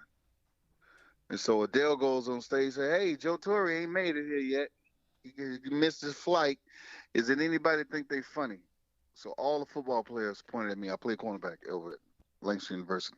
Like, dude, go up there. So all the time I've been a clown my whole life, so that was like an indication. I go on that stage, and then everybody's looking at me, whole different story. She's like, "All right, where you from?" And I was like, "Where you from?" She's like, "You know where I'm from." I said, "I don't know you like that. All I know is you're a comedian, Def Comedy Jam." She's like, "I'm from Chicago." And she said, "You sound like a Chicago nigga." That's what she actually said on stage. I said, "Yeah, I'm from the Chi." So that's where that was spiked my horizon after that, because I went on. I just talked about every professor who was teaching, and went from there. So, and I had comedy on my mind the whole trip. Now, Tamika, I always share this story about. I'm going to share really briefly. It's one of my horrific bombing stories. We was at BB King's one night. I was a New Jack comedian. Ooh, Bronx BB King. And I had no set, no jokes, nothing. Just brand new, just getting up there and just doing whatever. And my cousin put me on a big comedy show because he was a promoter. I wasn't ready for none of this. There's 400 people there. I got my mother there, my ex-wife, the baby mothers, everybody at my job. I had a job there. You know when you think like you're funny, yo, come through, I'm a rep. And I bombed I bombed so bad. The worst part about bombing was I still had the day job back then. So I went back to work, and they snapped on me for a whole year, like the people that work, like the freight guys. Yeah, that's crazy. Marcus, in your career, have you ever been in a situation? I'm about to give it to you right now by you saying that. Go ahead, brother. So after the whole little college life, I came home for doing a break, got into a car accident, broke my ribs front and back on both sides, plus left arm, died on the table. But they wound up pulling me back in. Right. And while I'm in the hospital, I hear on the radio, come to All Jokes Aside Wednesday night. If you think you're a comedian, you think you're funny, it is where you can get your start at. That has helped some of the greats, Bernie Mac, Blue Moon, hosted by Damon Williams. Right. So that ring a bell to me because football is over. Right. Then my ex-girlfriend who came in, she figured out, well, he ain't gonna do this and that, and give me the kick. I said, damn, I should have died and break it up with me in that case. You know what I mean? So I'm dead now. So I just kept hearing this. I get out of the hospital, going through a whole rehab situation. And then I heals back up, got back in the gym. Now I'm back on the block. I hear it again. Me and my cousin, we out here doing what we do, as far as street shit go. Right. And I told him, I said, man, I'm going to do some comedy. So I started writing jokes, like 5 minutes of jokes, down this, that, and the other. Then this day finally come. I go to All Jokes Aside to figure out how you get on stage on Wednesday nights. So you got to come sign up. You got to be signed up before 7 o'clock. I signed up the first week. Didn't get on. Come back the next week. I sign up again. I didn't get on. I tell Damon Williams, man, I've been signing up every week, man. How long do it take? Damon, give me this, man. Some brothers ain't come sign up every week and ain't never got on. I'm like, listen, well, what is it gonna take for me to get on? Right. You know what I'm saying? He was like, I tell you what, come back next week, I'm gonna put you on. I said, look, next week I'm gonna bring 50 niggas down here. You better put me on. He said, oh, you going to bring 50 people? You definitely getting on. I said, no, that's not what I said. I'm going to bring 50 niggas down here. You better put me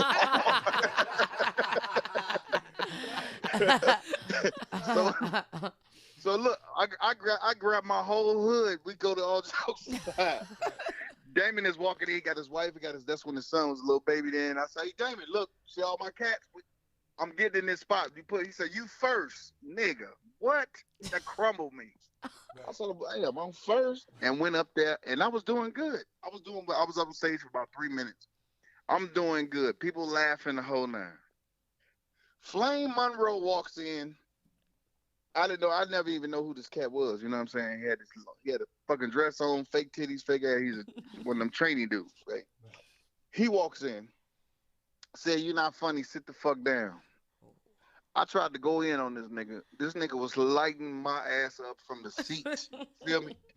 I didn't know he was like a household favorite. Right. So I bombed after that. I goes off stage. You got Corey Holcomb, Deion Cole, George Wilborn, Steve Harvey, and Cedric Entertainer, and Darius Bradford. They had walked in because they had a show that weekend. And Corey Holcomb said, dude, you funny. You just got to know how to pick your poison. You know what I'm saying? He's like, so after the show, I bombed so bad, the whole hood, they talked about me about a week, man, with the whole shit. And I didn't give up on it after that. You know what I'm saying? And I kept going back. Corey Hogan was showing me the ropes, the whole nine, and he was like a mentor for me, so that's how the whole career thing just jumped off. You see, so again, like 99% of comedians, Senny J, it's a traumatizing situation. Tamiko, when I bombed in front of all those people for the first time, it was so horrific. I didn't even sleep the next night, and you could I couldn't even sleep, bro. I could like I was throwing up. I was so embarrassed. It was a horrible feeling. Oh, it was terrible. But you jump right back on it, just like Marcus just said. Yeah. You gotta go back on stage. You gotta go back. Gotta go back on stage. And you know what I did, Marcus? Senny, when I bombed like that, none of my family or friends came to a comedy show for 7 years. Nope. None of my friends or family did not come to my shows. Yo, I mean, not even my mom came to my show. Yeah, that's hilarious. Yeah, when comedians bomb like that, nobody comes. You don't invite nobody. Now you hang. No respect. You alone. Right. You by yourself. You just see like Corey Holcomb was like his father. Like it was just like you just disconnect from society and just run with comedians. Now, you're from the Chicago area. And before we get into the Chicago comedy, Senny, Jesse Smollett, we're going to get into the story after we talk to him. Right. Now, well, before we get into him, the R. Kelly situation, right? I'm an advocate for still playing the music. I don't care. Of course, I ain't gonna stop playing the music, man. And R. Kelly is the baddest child molester who ever wrote songs, boy. Now, being from Chicago, right? Marcus Combs is on the phone. Everybody, even HBO, Def Jam, BT's Comedy hilarious. Now, the whole country, we're dogging out your boy R. We assassinating his character. He's guilty. From being from Chicago, how does that make you feel with the relation with your beloved R. Kelly out there? Do you feel how do you feel about all this? Well, I mean, bro, I don't even think twice about that shit. I'm not gonna even lie, because we all got some troubling path. You know what I mean? So that's an example. And R. Kelly had 2 chances. If you think about it, he'd been in that situation, once before, and then he put himself back into that same situation. So apparently, it's got to be a problem. Instead of getting help, he wound up going to prison for it. So when I really don't have too much to really say about it. It's just crazy. So when Step for Love come on, you on the dance floor, right? You a stepper? I'm on the dance floor, bro. I'm on the dance floor. So, boy, it seems like you ready. I'm in the bed. I am in the bed, bro.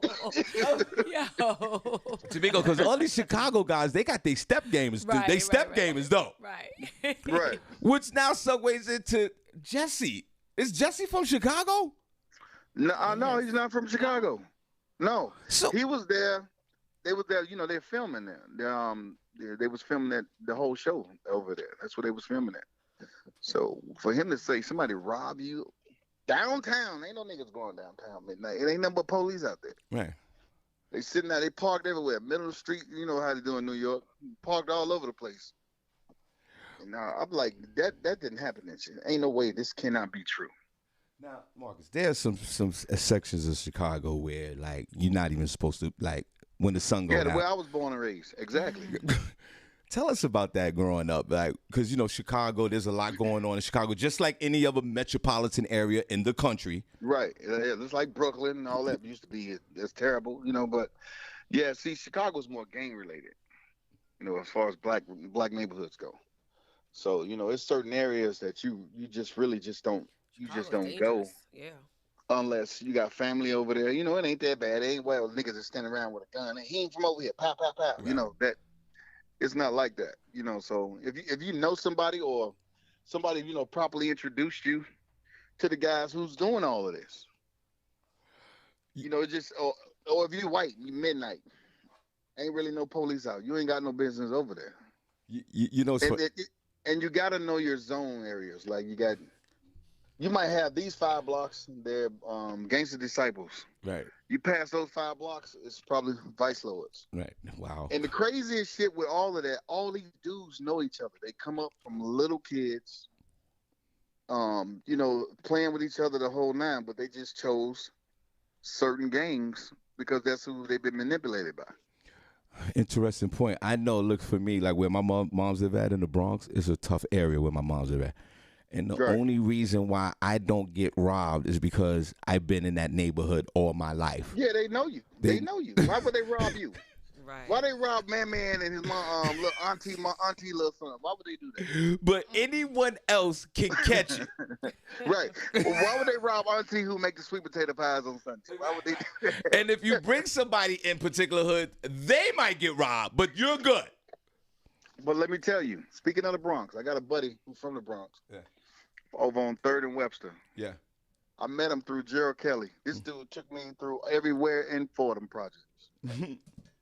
So every time I came to New York, I would ride over there looking for him. They'd be like, "Oh, that's little man's buddy from Chicago," and they be ready. You feel me? I mean, ready.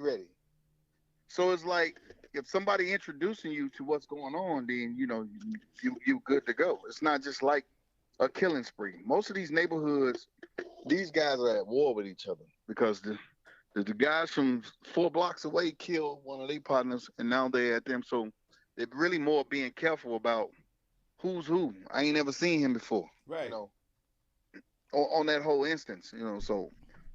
And then you got a couple fools who starving, can't get no job because they felons, so they out robbing. That's what they do. Listen, everybody, let's clap for this dude, man. Marcus, we're going to take a break, but I really appreciate, it's an honor that you called the show, man. I'm going to reach out to you after the show. Where can my folks, we got to take a break. Where can my folks find you, man? Go to Marcus_Combs on Instagram. And plus, we got a new show. I think we been invited, hopefully if they have it, to the Black Film Festival that's been held in Miami. It's Don D.C. Curry, comedian D.C. Curry from Fridays. It's his TV series. It's called Nappy Valley. So let me tell you how good the pandemic was. Okay. Don D.C. during the whole pandemic, while everybody was locked down, you can get out, you can get out. He hired like 8 of his comedian friends to come over and help him out with his farm. And this whole thing, we was doing a radio show. It became actually a full-blown reality show. Right. This production company came in, wanted to talk to him, you know, with the radio show, this, that, and the other. And they was like, well, you know, we don't really want no radio show. He said, what else you got? DC said, I'm a farmer. And that rung a bell. Right. Wow. And the whole thing, and everybody who's on this show, except for Shima Franklin, you know, comedian, doing great things. Yes, of course. And also Ernesto. Those two, the only ones who were farm familiar, you know, because they was born and raised around, you know, farm people and all that whole stuff. So everybody else from Chicago, Baltimore, L.A., Florida. Right. And, you know, wherever else that has nothing to do with farm life. So we shot 7 episodes, and I'm telling you, dude, shit is funny, man. Well, I pray that it gets picked up in D.C. Curry. I pray that it do too, man. Definitely. He's hilarious, man. So one more time, where can they find you, man? And let's clap for Marcus. Jesus Christ, Scott's hilarious. Where can they find you, brother? Yeah, it's Marcus_Combs on IG. So yeah, definitely. All right, I won't be on Facebook no more because I got too many old ladies and Africans hitting on me. So, you know. Dangerous over there. All right, thanks, man. I'm gonna call you after the show, man. We appreciate you. Bet. All right, later. We'll be right back. Back into this.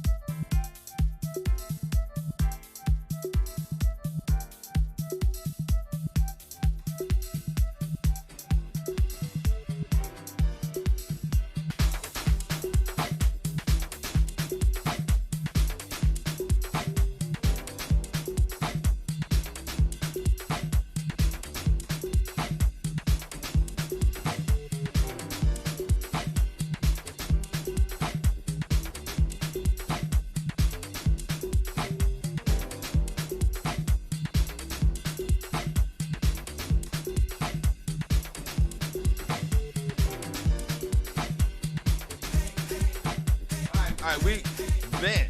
Okay.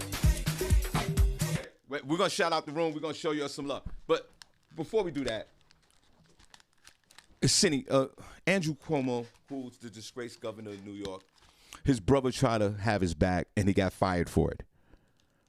What Chris Cuomo should have did was, if he wanted that job at CNN, he should have kept his mouth shut and distanced himself from his brother. But that's his brother. Right. See, that, Tamiko, if I was Chris Cuomo, even if I wasn't involved in nothing that my brother did, because I have so much love for my brother, and his brother was a big part of his show. Chris Cuomo show, the brother Andrew was always on the show. They were always joking around. Chris Cuomo should have resigned. If I was Chris Cuomo, I would have just resigned off of CNN. Because there's no way that the names are too attached to each other. His brother's disgraced as sexual harassment charges and had to resign for being the governor of New York. His brother couldn't even talk about it. He's a news guy on the top rated show, and he couldn't talk about it. Tamiko, let me ask you before we shout out the room. If you was Chris Cuomo and your brother Andrew just screwed up everything, because, you know, he's a middle-aged white man that loved to touch. There's a lot of touching with those middle-aged guys. We already know that. Would you distance yourself from your brother for your career, or would you protect your brother and get suspended? Now, Shawn, this could work two ways, okay? If my brother is known to be a perv and he's been doing this our entire life, absolutely not. I would distance myself. But if these charges are not true, it's trumped up by the attorney general, I am my brother's keeper. I'm riding with my brother. If I feel in my heart he didn't do it, I'm going to ride with my brother. And you're going to... Everything is on the line. I don't your care. Career, okay, so your on the career line. is, you put your career on the line. Yeah, absolutely. Senny, if you was Chris Cuomo and your brother's nasty,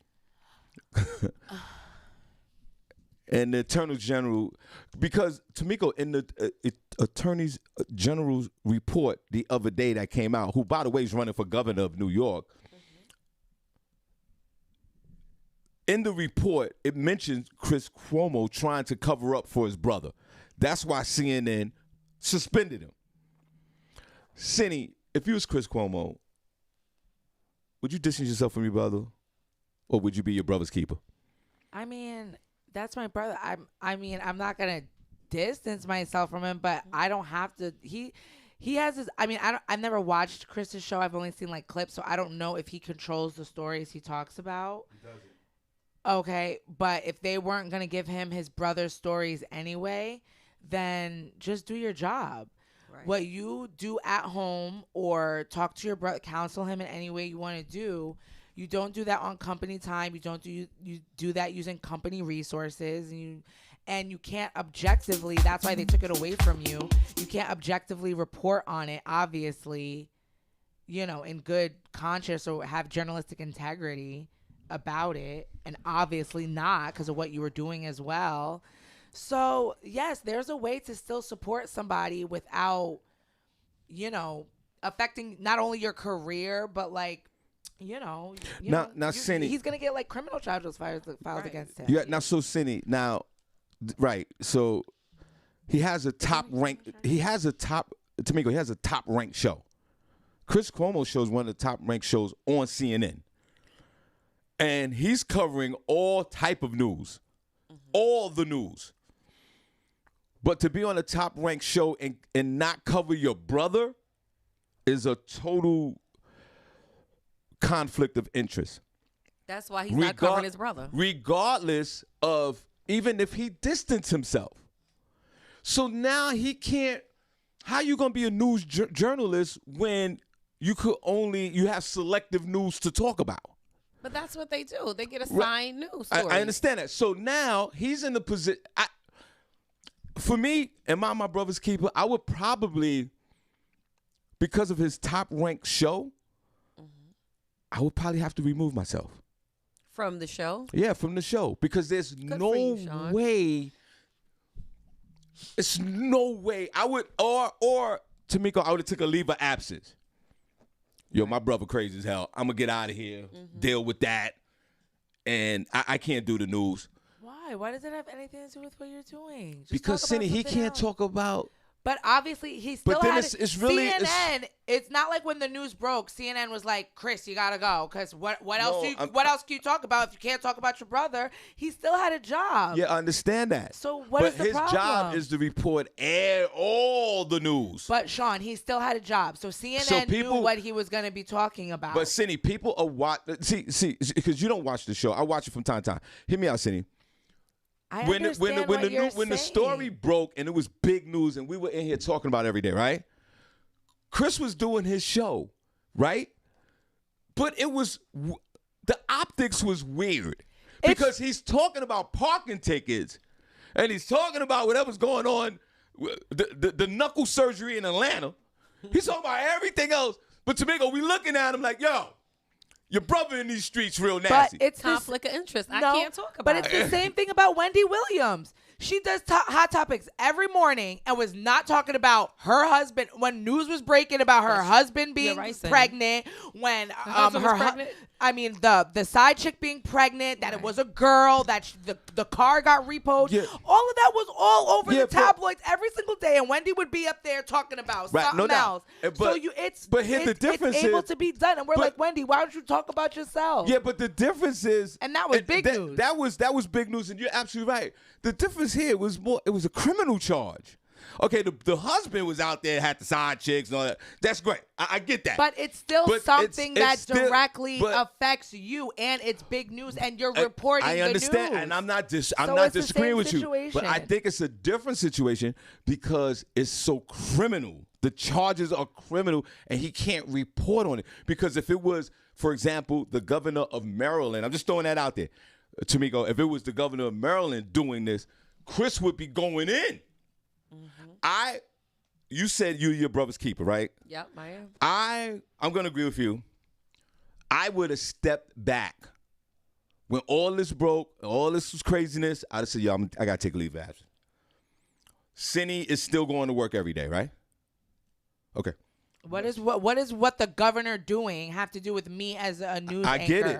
But I don't understand the correlation though. And obviously they're doing major news. This is a major news story. Obviously CNN didn't see it as that big of a conflict of interest because they didn't suspend him because his brother got indicted. That's true. And his brother stepped down. That corporation didn't feel like it was a conflict of interest. And then when they found out, when the report came out that he was, talking to his brother, talking to somebody, just trying to cover it up, then he got suspended. Yes, because he was using his resources to dig up on people that they were talking about. Well, Chris that have the charges. With Tamiko, Chris he's a very rich man. He's like Kyrie Irving. Mm-hmm. He'll be fine, and he'll probably be picked up on another station. We're going to show the chat room. The chat room's not showing up. Where the heart's at? In the chat room. Hey, where the heart's at? In the chat room. Where the heart's at? In the chat room. Hey, where the heart's at? In the chat room. Hey, where the heart's at? In the chat room. Hey, where the heart's at? In the chat room. Hey, where the heart's at? Senny, let's go. Turn down for what? Hey, where the heart's at? Where the heart's at? Or where the heart's going? Turn down for what? Hey, where the heart's at? Where the heart's at? Or where the heart's going? Turn down for what? Hey, where the heart's at? Where the heart's at? Or where the heart's going? Turn down for what? For what? For what? For what? For what? For what? For what? Wait. What the fuck? I don't know. Tamiko, I want you to, Tamiko. Whatever. I don't have. You just. I am literally weak in my body. I don't know what to tell you. You sound like a dude right now, bro. I don't know what's going on. You're like, turn down. Tamiko, I don't know what's going on. We're gonna Tamiko, you're gonna do her part. I told you we need to record this thing. Rome, book us a studio sesh because I'm recording this thing. Press your little thing and we'll sing it. They can't chat in the chat room. You still got the names, right? I got the names, but I can't see them. Let me see. Why is yours not coming up? Let me see. Let me look on yours. It's up for me. Oh, okay, yeah. So sometimes it just freezes. You might just have to. Is this today's show here? Yeah, they're here. Yeah, they're here. You don't put a pause on freeze, Shawn. You gonna put a pause on freeze? No, they're not. It's. I don't know what's happening. It's yeah. They. Somebody put a number one if you could comment. I don't think they can comment. All right. You one more want to go time. shot them? Okay. No. Hey. Where the hearts at? In the chat room. Hey, where the hearts at? In the chat room. Hey, where the hearts at? In the chat room. Hey, where the hearts at? In the chat room. Hey, where the hearts at? In the chat room. Hey, where the hearts at? In the chat room. Hey, where the hearts at? Tamiko, let's go. Turn down for what? Hey, where the hearts at? Where the hearts at? Or where the hearts come on? Turn down for what? Hey, where the hearts at? Where the hearts at? Or where the hearts come on? Turn down for what? Hey, where the hearts at? Where the hearts at? Or where the hearts come on? For what? For what? Hey, for what? Hey. I got a little. No, I know, and I And then she gonna forgot. look at me. One more time. Was it one more time? One more time. Cindy, she gonna look at me. No, I think She said she went on beat and then looked at me like I was supposed to do. All right, one more time. We'll do it. Okay. Do it one more time. She's like, I'm gonna get it this time. Hey. Where the hearts at? In the chat room. Hey, where the hearts at? In the chat room. Hey, where the hearts at? In the chat room. Hey, where the hearts at? In the chat room. Hey, where the hearts at?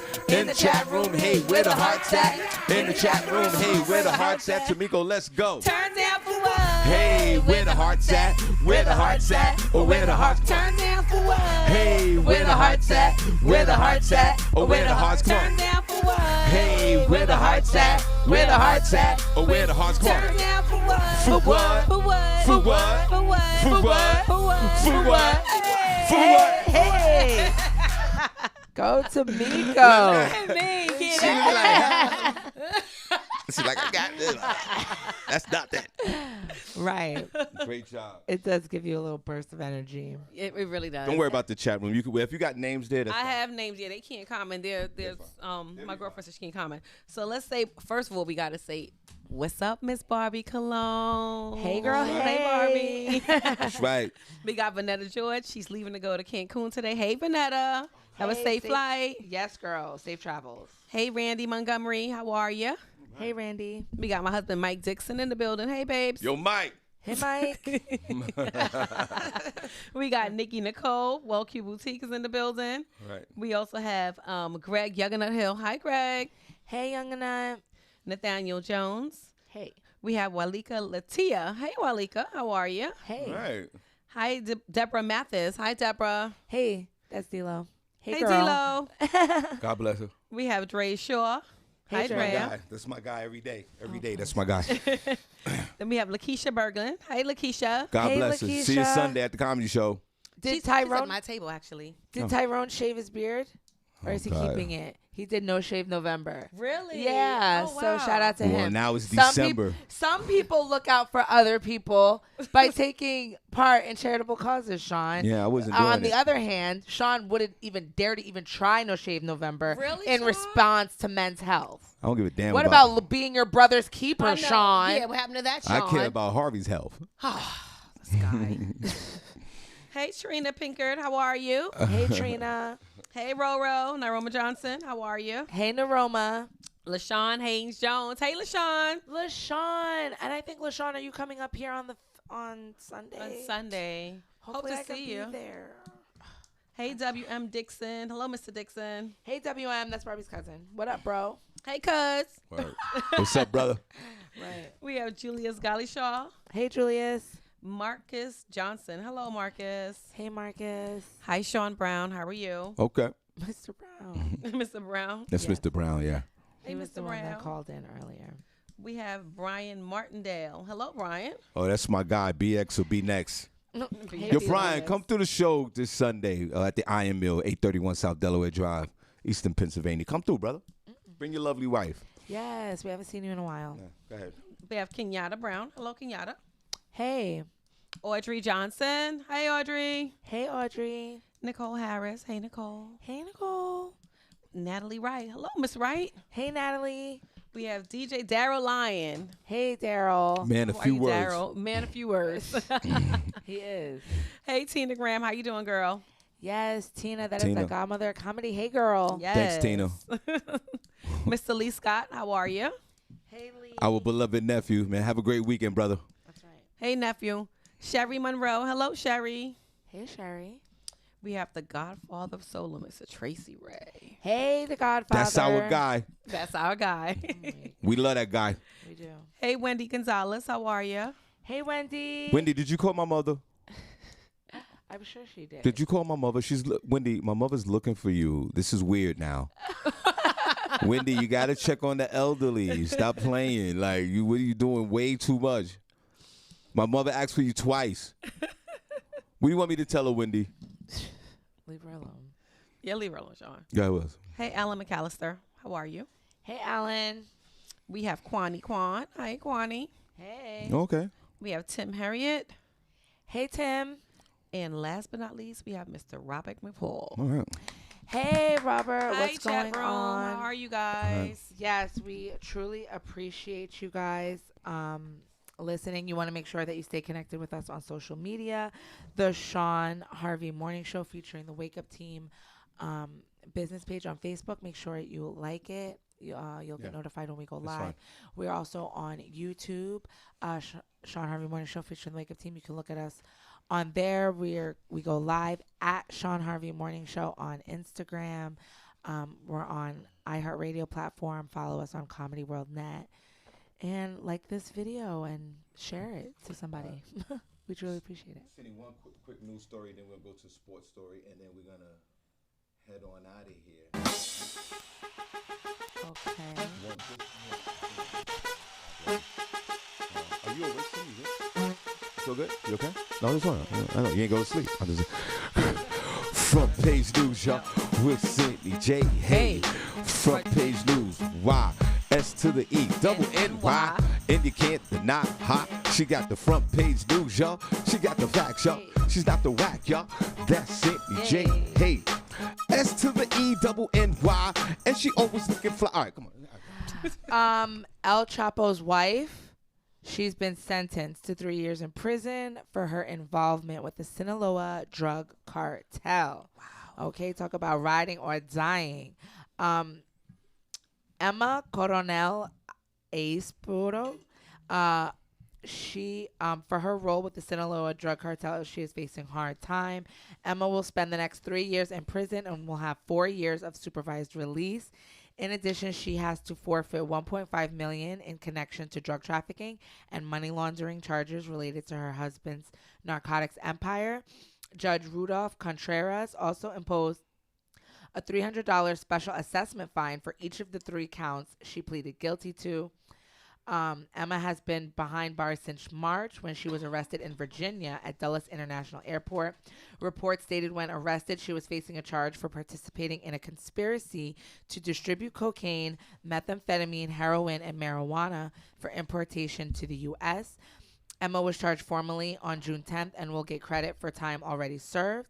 Emma addressed the court before the ruling during sentencing and expressed deep remorse for her involvement with El Chapo and the Sinaloa cartel, as well as any harm she may have caused the citizens of the U.S. She also accepted full responsibility and begged Judge Contreras to consider her 9-year-old twin daughters, who already have one incarcerated parent.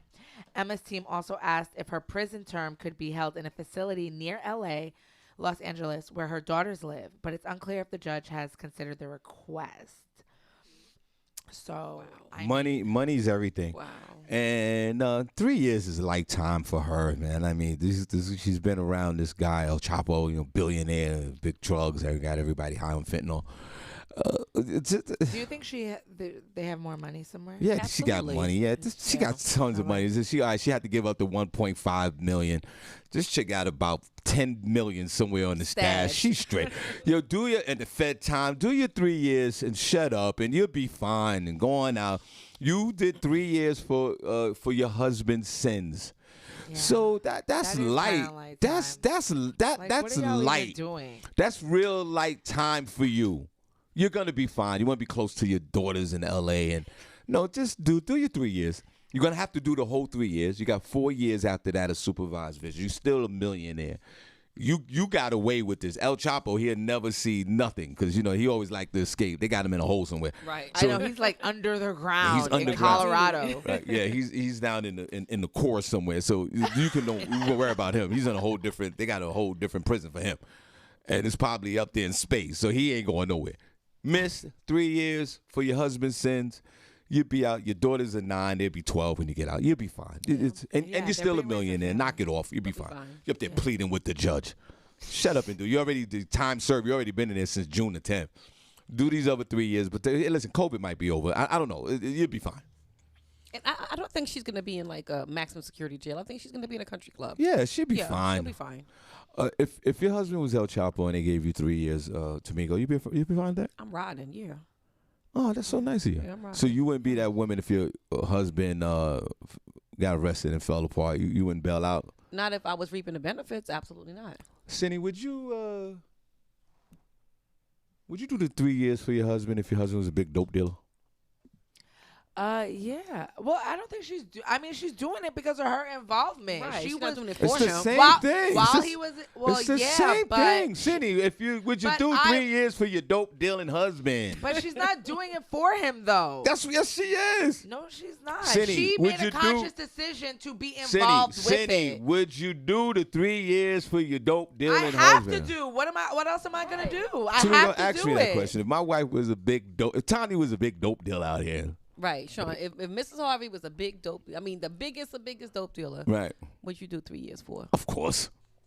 Of course. Get out here. Of course. Shawn. It would be an honor to do 3 years for my wife. Cause she's done. She ain't never coming out. She ain't never coming out, and I'll do the 3 years and come out and start a whole new family. She can't be mad. Oh, Shawn, I don't know about yo, you a mess. Exactly. It's totally ridiculous. I would probably divorce her too and everything and just start after your 3 years. Yeah, after my 3 years. And keep the money. Yeah, because you know why I did. Shawn, are you keeping the money? Yeah. Listen. I showed my loyalty. I did 3 years in jail. You was the dope dealing wife. You got life in jail. I got. For me being married to you, I get 3 years because I'm conspiring with everything that you do because I know what you do. I know everything. After you divorce her, she's still down for another 30 years. You still going to take care of her, put money on the books? No, I'm done. I'm out. And you gonna keep her money?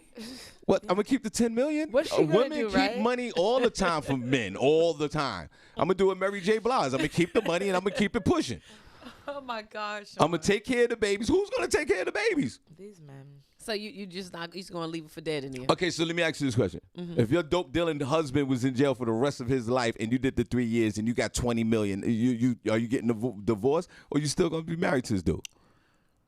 All right, while you think about that, Senny, how fast are you? Senny, how fast are you out the door? Cause I'm out the door. I'll do the 3 years married. The moment I come out, I'm gonna call my wife and go, yo, this is done. I got the babies. I got the $10 million. We're out the drug business. I'm gonna move on with my life. We're gonna get divorced, and that's that. That's what I'm gonna do. How fast you out the door, Senny? Right. I don't know. You gonna stay married for the rest of your natural life to a man that's in jail for the rest of his natural life? I mean, it's not really gonna affect anything. He ain't doing nothing. I can still move about and do what I'm doing. But what if I want to move on? She's probably still gonna run the business. Senny. What? Will you get divorced from the husband? I'll get divorced. Okay, back to you, Tamiko, before we go to sports. I'll get divorced, divorced, but I'm gonna still take care of him. Oh yeah, that's nice. I'll get divorced, but I got $20 million. He won't want for nothing in there for 40 years. And what if you marry again? That's going to be part of the whole agreement? Yeah. My new husband have to understand. Yeah, I would still take it. No, I'm not doing that. We're done. Oh, Shawn, you're foul. You're done. It's going to be a wrap. It's going to be over with. You're foul. I did the 3 years in jail. I got the $20 million. You in jail for the rest of your life. You did. I'm done. We're going to wash our hands with this. He's the reason. She's the reason you got the $20 million. So what? Right. So how are you going to wash your hands? So what? We had kids together and all that. We're done. Well, so that's that. He's going to put a hit on you. Why would he do? You can do what you want. Well, why would he do that? Why would she do that? Because you're just loyal and you're rotten. Not loyal. I did 3 years in jail. I did 3 years in jail, and I conspired with you our whole marriage.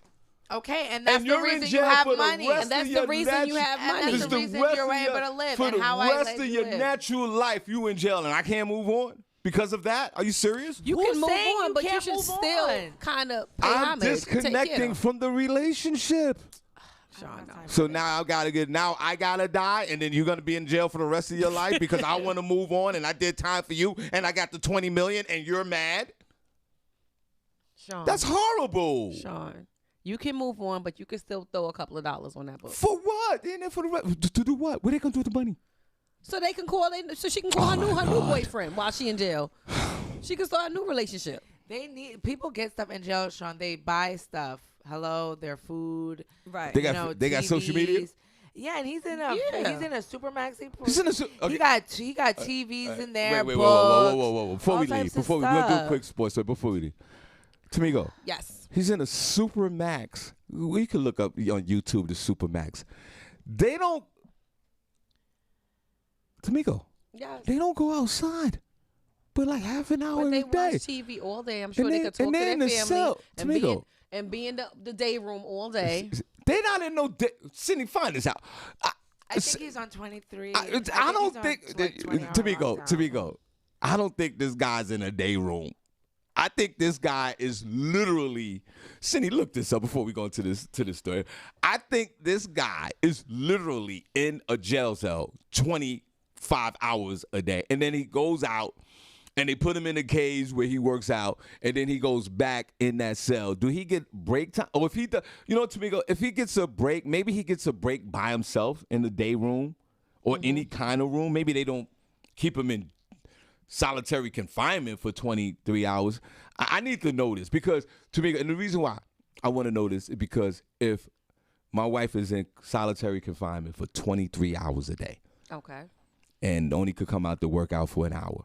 And go into it and call me and go into a break room for 20 minutes. What? Why do we need money on the books again? Why do we need that? I just think. Why is that even? For what? Whoa, El Chapo was sentenced to Okay. life plus 30 years in prison. Okay, there you go. You get life plus 30 years. So he dies, and when he comes back, he gets 30 more years. They see how old these laws are. All right, but City, These laws are what else? ridiculous. Because we gotta go. We're gonna do sports. But okay, so Tamigo. Yes. Life. Your drug dealing husband gets life in jail, and then when he dies and come back to life, he gets to do 30 more years. Okay. Right? Mm-hmm. You're still putting money on his books, and he can't leave the cage. I mean, I'm just going to pay him back. Just take care of him. Make sure he always got food. Because they don't eat the jail food. They get what do you call them, pies? Do you think that? Okay, yeah, this is it. Okay, go ahead. Most of Supermax's 400 plus inmates are alone for 23 hours a day in a 7 by 12 foot reinforced concrete cell. Massive 12-gun guard towers overlook the prison. So, hold on, say hold that thought real quick. Tamigo. Yes. There's only 400 and there's less than 500 of these guys. These guys are celebrities. There's only this whole country is riddled with crime and criminals and people that are in jail, but only less than 500 of them are Supermax feds. Go ahead, Senny, continue on. Prisoners eat all meals in their cells. The cells have an interior barred door as well as a solid outer door, compounding the sense of isolation. Prisoners eat all meals in their cells, and most cells have a shower and a toilet, minimizing the need for them to leave. Cell furniture includes a small desk and bed made from concrete. Beds have thin mattresses. Each cell has a window that is 42 inches tall. Many cells have a radio and black and white television that offers religious and educational programming. All outside visits are non-contact, with prisoners separated from their visitors by a glass screen. Tamigo. Yes. Do you really think that's Oh, they're under camera surveillance 24 hours a day and get one 15-minute non-legal phone call a month. Okay, it's looking a little rough now. Tamika, let's revisit this again. That was looking a little rough. People that have been known to one former Supermax inmate, Jack Powers, spent nearly 10 years in the Supermax. He bit off both pinky fingers, severed his earlobes, and cut off a testicle and a scrotum because they're talking about the psychological effects of being like there. Yeah, they said it's worse. So it's a hard no. It's worse than death. It's hard no. So I'm out. So Tamika, now that we're a little more educated, on this. I'm thinking Rikers Island or something like that. I ain't thinking of Supermax. This is what I'm trying to share with you. No. So would it be safe to say that I'll ask you again? For me, I'm divorcing. You get one 15-minute call per month. You eat your meals in the jail cell. You're there 23 hours a day, and you go out 1 hour a day, and there is no contact. I'm divorcing my drug dealer wife. I'm going to do the 3 years, and then I'm out of there because there's nothing you can do. Right. Now, before we're going to give you the last word on that, then we'll go to sports. Senny, how fast are you out the door?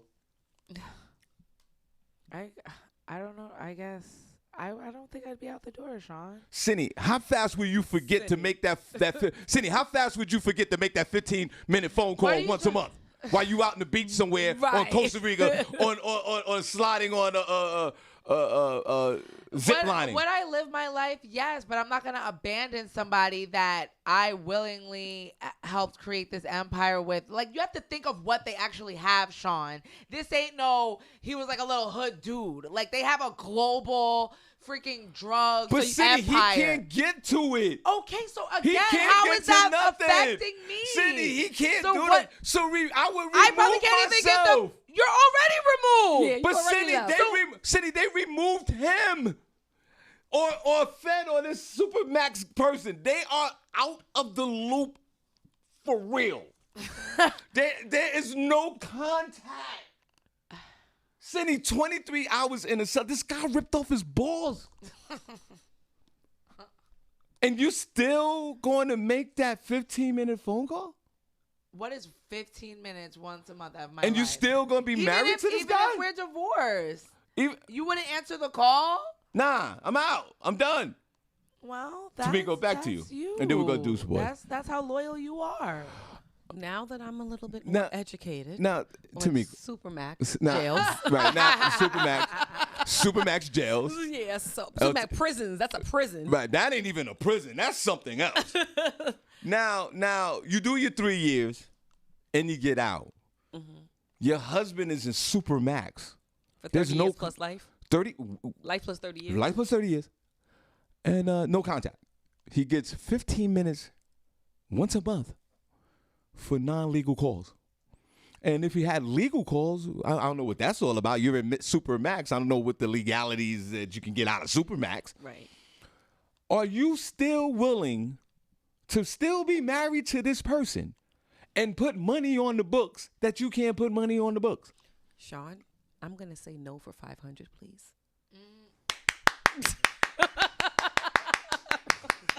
Thank you. I don't think I'll be able to do it. Senny, you know, when they come over, they all resist coming to Harvey's house until the facts are there. You're not doing anything anyway. So you taking the extra step to just go file papers to just make sure I'm not connected to you, even though I'm not connected to you anymore. I mean, if you want to do that, then go ahead. And Senny, I won't bet my life on it, but I would say 1,000% that all the judges around this country would grant a divorce immediately. This would be an uncontested divorce, Senny. I'm not going to bet my life on it, but I think that this might be the case. But did she do that? No. I don't know. No, she's still married to him, but I'm saying, but if I went in front of the judge and pleaded my case with the Supermax wife, I think they might grant me a divorce. If I wanted one. Well, of course they All are. right, then. So what the hell? Why am I still there? Shawn, some people listen. There are some people that go and personally look for people in jail and marry them. You're talking about somebody that you have history with that you're deciding to just throw away. Senny. Your relationship. I mean, not saying throwing, but I mean the history that you have with that person. I mean, if that is for you, your mental health, you feel like you need to do that, then I mean, go ahead and do Tamiko. Yes. Even out here in society, every day you can go and come as you please. Long distance relationships don't work. Honestly, that's very true. If you got a partner that live 1,000 miles away, that ain't working. It's gonna work for a little bit. Some people have partners that live in another state, and that don't work. It'll work a little bit. It'll be fun. Then after the 6 months, it's done. But then it's just speaking now. About. Imagine that's just out here in society. Imagine someone in a supermax. Senny, you are right. There are people in jail that fall in love with the inmate and they have them get married. But these are probably the people that you're talking about, Tamiko, that could put money on the books. They can get a visitor. They're doing 5 years. They're not doing this supermax. But I don't think that there are women or men contacting us, the under 500 supermax inmates looking for love. I don't think they could even reach them because what she just said, they got religious content and what else? Something else. They can't even watch the news. Religious and educational. She said, educational and religious content. These guys don't even know I don't even know if they know coronavirus is out here. Right. Right, I agree with you, Shawn. I don't think I'll be able to do it. City Bell out of there, bro. Yeah. No, but see, that goes. You form a different type of relationship. It doesn't have to be a romantic. It can be a friendship. If I know that that's the only call that they're gonna get in 23 hours, in a month, like what type of? I mean, I have a problem with the jail system, but people do that every day. Look, when my children's father got sent away to jail, I could have packed up my kids, moved away, changed my phone number, and just left him, like forgot him, like he's nothing. But Senny, who does that? But Tamiko, her baby father wasn't doing 30 years of life plus people 30. Leave. People do that to people. She wasn't doing life plus 30 years. People do that to which makes it even worse because people do that to people that will come home and take their whole family away from them just because they in jail, and they're like, "Well, you in jail? I'm gonna go live my life and do me." Like that's you, and they be locked up for just 18 months. You know what I'm saying? So it's like it just goes to what type of person you are. You know what it is? At the end of the day, you know what it is, Tamiko. So Senny, and she's also said this on this show. We joked about it. Senny fell in love with a telemarketer. Did you, Senny? A telemarketer? Yeah, named Juan or something. They were talking over the phone, and what are you talking about? It was a scam, and Senny was almost falling in love with her. It was she was somebody Instagrammed me. Yes, it was a scammer, and they wanted her to move to Colorado or something like that. She was ready to pack her bags. No, I wasn't. Yes, she was. No, I wasn't. Yeah, she was ready to get out of here. No, I wasn't. Yes, she was. But I was like, oh my God, I almost got scammed like that. And so I could understand the level of commitment. Right. She would fall in love with the strangers that lives in Colorado on Instagram. I get it. So for her to say that she's be committed to someone that has life in jail.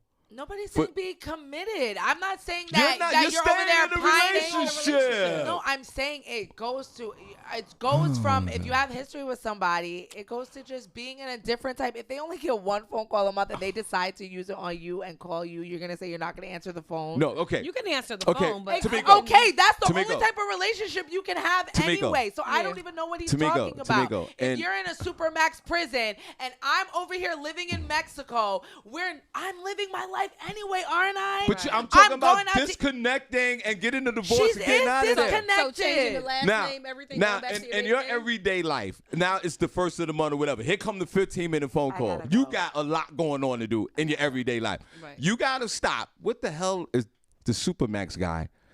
What's the conversation? You know what the conversation is. Right. They're going to want to know what the hell is going on out here. Right. For 15 minutes. That ain't enough time to do. What?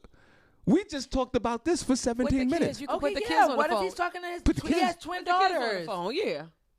That's a different relationship. I'm talking about. But they're not going to have it. That's a different relationship. But they're not going to have that relationship if the mom divorces him and wants to be done with him. How are the 9-year-old daughters going to have a relationship with him? Tamiko, If my drug dealing wife and they can get in-person visits, they said through the glass, so they can still get visits. Tomigo, the relationship with if my drug dealing wife was in there for life in 30 years, and we had the twins. Yeah, take the twins up there if you want to go see your father. Go ahead. I ain't gonna stop that. Right. That's a whole different other relationship. Right. That's what I'm saying. Y'all go up there. Y'all do. But me, when we visit you. I'm coming with my new wife. No, that's too much, Shawn. Because what you going to do? Rip your balls off? Because we already got one. I already did that. I'm coming with my new wife. That's too much. Send the kids with his mother. And when they call, let the kids talk to their dad. And that's it. And when would you announce to the drug dealing husband that you in a relationship? Would you ever announce that, or would you even care? Would you even let them know, like, hey, listen, I'm in a new relationship? No, I would announce it. I would be honest. So on one of the 15-minute calls. All right, so let's role play right now. Oh, God. Okay, let's go. He's knocking on the door. Yo, what's going on? Hey, babe. Yeah, the kids are looking good, man. Yeah, they're getting bigger. I wish I could put a picture in here. Yeah, but you can't. Anyway, what's going on? I have something to tell you. Oh, word? What you gotta tell me? I got tattoos all on my face right now. You got teardrops going down your eyes. What you gotta tell me? I met someone, and he makes me happy, and I think I want to be with him. And you know what I'm gonna say? Well, go ahead, girl, because it ain't nothing I can do here. And I'm gonna say thank you and goodbye. And that's it. That's it. You can't be mad. Yeah, he's making me happy. You can't be mad. Yeah. Gotta be honest. It's honesty. But Senny's gonna put herself through all this torture through the rest of her life, being committed to a man that's having a life term plus 30 years. God bless you, Senny. I'm not doing anything. It's no extra exertion. You're not on remarrying. Me. And if I've been with this person and created an empire that we have, it's not gonna.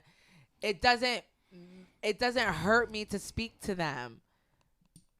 So I don't understand. What are your feelings behind this? You just want to disconnect because you just want to disconnect because you're in jail. Yeah, I'm disconnecting because that part of my life is done. With them, yeah. My life is done. I'll take the kids to the Supermax and go in there and see your father, your mother.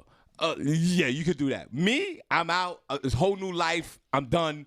Okay. I'm married, whatever. Good. Well, and that's why it. And we're done. Everybody's different. Of course. And there's all different types of relationships, so that's fine. You want to throw your wife away and everything that you have when she gets into trouble. That's you. When she gets into trouble. All right. When she gets into trouble. No, this is Supermax trouble. No, that's how you feel about jail. You're somebody going to jail. I'm done with you. That's how you feel about it. Tomigo. So that's what it is, and that's how a lot of men feel about women in jail. Because if you go to the visitors floor in women's jails, it's empty. You go to the visitors floor in men's jails, filled with women.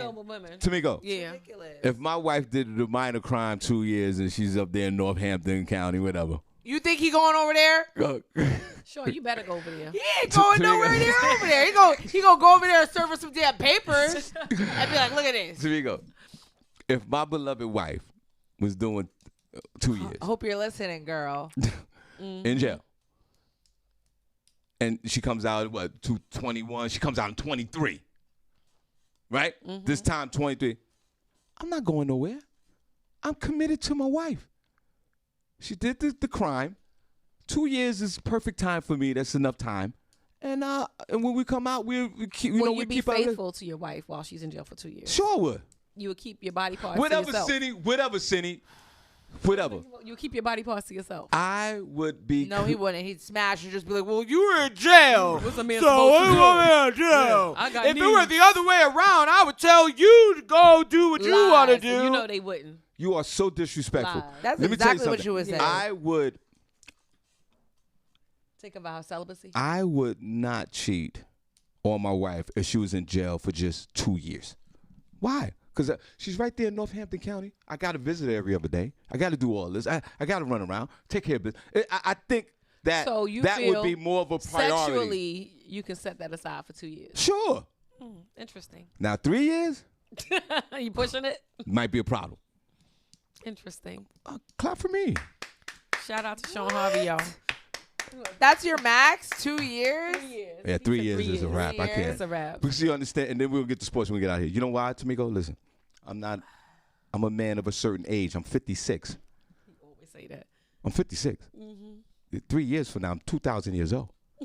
I can't, like, if I was in my early 20s and my wife did, like, sort of like Remy Ma, stabbed the chick in the stomach this sometime, and what's the boyfriend? Papoose. Papoose. He's just chill, right? Right. But he's young. He was in his 20s when all this happened. Right. I'm 56, almost 57. I can't wait 3 years. My life, my numbers are up. Tamiko, would you wait 4 years? Yeah. Senny, 4 years? Yeah. All right, cool. All right, let's get to sports. Oh, God. Okay, guys. Damn, 4 years? Y'all crazy. 4 years. Women don't need to move on as fast as men. Well, men got to move on. And we got self-control. And I have Do money. you? Like, and again, what is it stopping me? I got money. I'm still doing everything. Like, Now, Tamiko, honestly, now y'all need to stop it before we get into sports. You know there's a large percentage of women that if their man was in there for 4 years, that's committed to their man, to their men. Right. Will go out there and smash somebody else within those 4 years. Now, y'all need to knock it off. No. I said that there's a percentage of women, but not and it's all. a very large percentage I don't think it's a large percentage of women. What do you think? There's a large. large percentage of women I'm that what? not saying If- every woman. I'm if they saying man there's a is in jail for large 4 years, they'll go out percentage and of smash women somebody that else. will smash somebody while their husband is in jail for 4 years. Let's knock it off. Let's knock it off. Yeah, I'm not saying every woman, but I will. And Tamiko, I'll give you a percentage.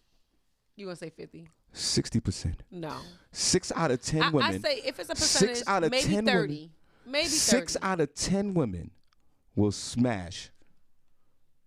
What do you Will think, smash Senny? in 4 years. At least, Tamiko, Yeah. at least one time. Yeah, I don't think that. At least one time. A girl night out, a trip somewhere, Yeah, I don't think. slip into some slong. Well, of course. 60%. You said 30? I said would actually 60. say it's higher, Go ahead, but what's I your think percentage? that it's. What's your percentage?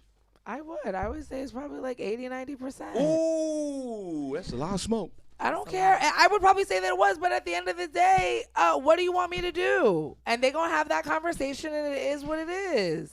Or if they don't, they don't. I mean, I think that, you're naive to not think that. And then, but that all goes to your relationship. I mean, I'm sure some guys will want to feel like, oh, she's not doing that over there. But if I'm still holding you down and we're still here, it's just what's going on. Tamiko, you know what I would say tell it's my wife? higher. What? If I had to do the 4 years, this is real. I'm being real. I'll go out there, go sample a slong. Go sample a slong. I don't even want that pressure on you. Just don't kind of fall in love What and if she just leave it. Exactly. What if she samples a slong? and- I would say that. I would say Because because it's she's human- going to sample a slong. I don't know. Well, it all comes down to human psychology. Majority of people are going to do something. If they know that nobody's looking, if they know that they're never going to agree. get caught, True. I they're agree. going to do it. Somebody's going to take So- the money, touch this, do whatever. Right. So there's no way to know. He's never gonna find out But I was with this guy. If that's something that they want to do, they know that they're never gonna find out about it. So why Tamiko. is it even coming up? Senny. I Tamiko, agree with that. I want to know. I wanna want to know. say, yo, to my wife, 4 years, go ahead and slong out for a little bit. Here's Let the me know, question. because it goes back to her point. You don't have to do all this in the dark. You're Sean, saying that for just- your peace of mind, though. But when you come home, how are you going to look at her the same? Of course, it's for my peace of mind. When yes. you come home, how are you going to look at your wife the same and I touch look at her it the no, same? because And I make- came to the cold reality of being in jail, and maybe she might want to sample the slong, so I won't be resentful. So when I come out of jail, if maybe, God willing, that's all out of her system, we can continue on. You're gonna And say, where you learned this from? But It's also, different. let's keep it all the No, way it's just funky. me, because that's how I'm built. But also, let's keep it real. A lot of these men that are in jail, obviously, you're living a reckless lifestyle. So I'm sure cheating was part of it for most of these men Easy. that are in the jail anyway. Easy. So you're I'm character sure that assassinating easy, and What? you're projecting. You're over here projecting that women are over here sleeping on I them. said 60%. Okay, well, I think 80, 90% of the men in jail probably cheated on their girls before they went in there anyway. You can have that. Because of their gangster lifestyle that they were living, which is usually part of it. So that's my projection. So the woman who's at home probably feels like, well, this was doing it anyway. Yeah, and that's why he probably won't ask her about it, because she's going to be like, are you serious? When you have 2 babies out here that are still coming over our house while you over here in jail? Okay, I can see. Like, let's be real. Okay, let's have a real conversation about what these because it's not some cookie cutter guy that's going to jail. And if it is, it's a low number of those men that are in jail. And you just, I could see the veins in your neck and your forehead. And you just proved my point by articulating. Yes, somebody who lived it, a baby mom who's that's why the father was cheating and got sent to jail. That's why I say this. She just proved my point. But you're going to come at me about what I'm doing on the outside? Excuse me. Sir, have several seats. Oh, you already are. I'm going to hang up the phone. Tamiko, she's trauma bond, obviously. That's why I say to my wife, going out there, even like say I did live that reckless life, and say I was cheating, and say I did all this, I would say to my wife, going out there, I'm here for 4 years. It'd be very selfish of me, knowing that I was reckless, to say you just stay there and chill and don't let nobody sample the vagina. Okay. For my peace of mind, if you want to or not, going out there and sample the slung, I'm okay with that. How are you going to? I'm okay with that. How are you going to deal with her when you come home? Because men condition, but they can't take it. They could go have sex with somebody else's girl, somebody else's wife, but the minute they find out that their woman or their wife is sleeping with somebody else or has sex with somebody else, they lose their mind. I can't look at you the same. It's different. How you gonna deal with that? This is how you deal with it. She's getting different slung for 4 years now. This is how I would deal with it. How? The key word is acceptance. I accepted my faith in being in this situation, and if I'm giving my wife the okay to slong out for a little bit, I accept it. So when I get out, I'm not resentful, because I'm in that place where I know that I co-signed this, it's okay, and I accepted it. So if we come out, and I pray that we can still be together, and our relationship can continue, I'm all right with that inverted 2 or 3 slongs throughout those 4 years. Or 14 slongs. Or 14, so whatever it is. She could be gangbang. I don't care. Oh, wow, Shawn. Okay. But my acceptance level is deep. You're a different cat. Yeah, my acceptance level is deep. Different. Because I know what role I play. And let's throw in the cheating like she talked about. If I cheated, maybe there might be part of me that go, you know what, I cheated. I did this. Back. So I can't really, where's my argument? Right. Like, how can I say to her, yo, don't touch the slong when I did all this vagina work? Right. So it goes to acceptance. I'm a grown-ass man. I see the whole picture. Right. Now, do I want my wife to get slonged out? Well, probably not. But I accept my fate with that. That's why. In an argument, nothing. You would never, ever bring it up. And I'm glad you brought that up. Unlike Senny. And God bless Senny J. She's been trauma bond all her life. You can see it in her face. I don't have that. I don't have that problem. Okay. I don't have that problem. My acceptance runs real deep, so I will forgive. Okay. I will forgive. If I'm going to forgive you, I'm done with it. I would never bring it up again until it happened again. Then I'm done. That's a noble quality to have. Because in the religious realm, right, before we get to the sports, in the religious realm, they always talk about God will forgive you, right? Mm-hmm. But that's one forgiveness. Now, if you repeat what you did, that's no more. That's off the table. So if you did something wrong in the religious realm, that's why people run around killing themselves with religion. You get forgiven once. God will forgive you once. Now, you keep doing it, it's repeating the same mistake over and over again. So now you done took your will back. I will forgive. God continuously forgive. What Bible are you reading, Shawn? Now, that's what I'm reading about. You said God already? God's only going to forgive you one time. No, he's not. Because you that, sit there. Shawn. Let me hear me out. Because if you go out there and do something, if you go out there and do something wrong, and you beg for God's forgiveness like folks do, right? Mm-hmm. And you say, I'll never do it again. God will forgive you. If you, and then hold on, if I do it again, now God if you forgive do me it again, if you do it again, God's gonna forgive me again. no, you're off the table. No, you're Everything's not. on the table. No, you're not. Everything is No, up, you're because not. God's gonna be like, yo, No. bro, I gave you that chance, bro. Yeah, and he's gonna forgive me again Because and again repeating and the same again and mistakes again. is insanity now. It's insanity, It's but it has nothing to do insanity with to- God. Because I'm an imperfect human, and He knows I'm imperfect. He knows my heart is pure. To err is human, Sean. To forgive is divine. Okay. But we can run with that every time we do something wrong. Absolutely. People do. They do. Which now, right, which means like now you can co-sign anything. Anything that you do wrong, right? You can co-sign that with God. Father, forgive me for our sins. Forgive me Yep. for this. Forgive me for that. Forgive me Yeah. that. You know, did the same mistake 50 times. That's what the Catholics do. They go Absolutely. they go every Sunday to their priest, and Time. he tells you to say 15 Hail Marys and 5 All Fathers, and you're forgiven. And you're good. All right, let's go to sports. Get out of here.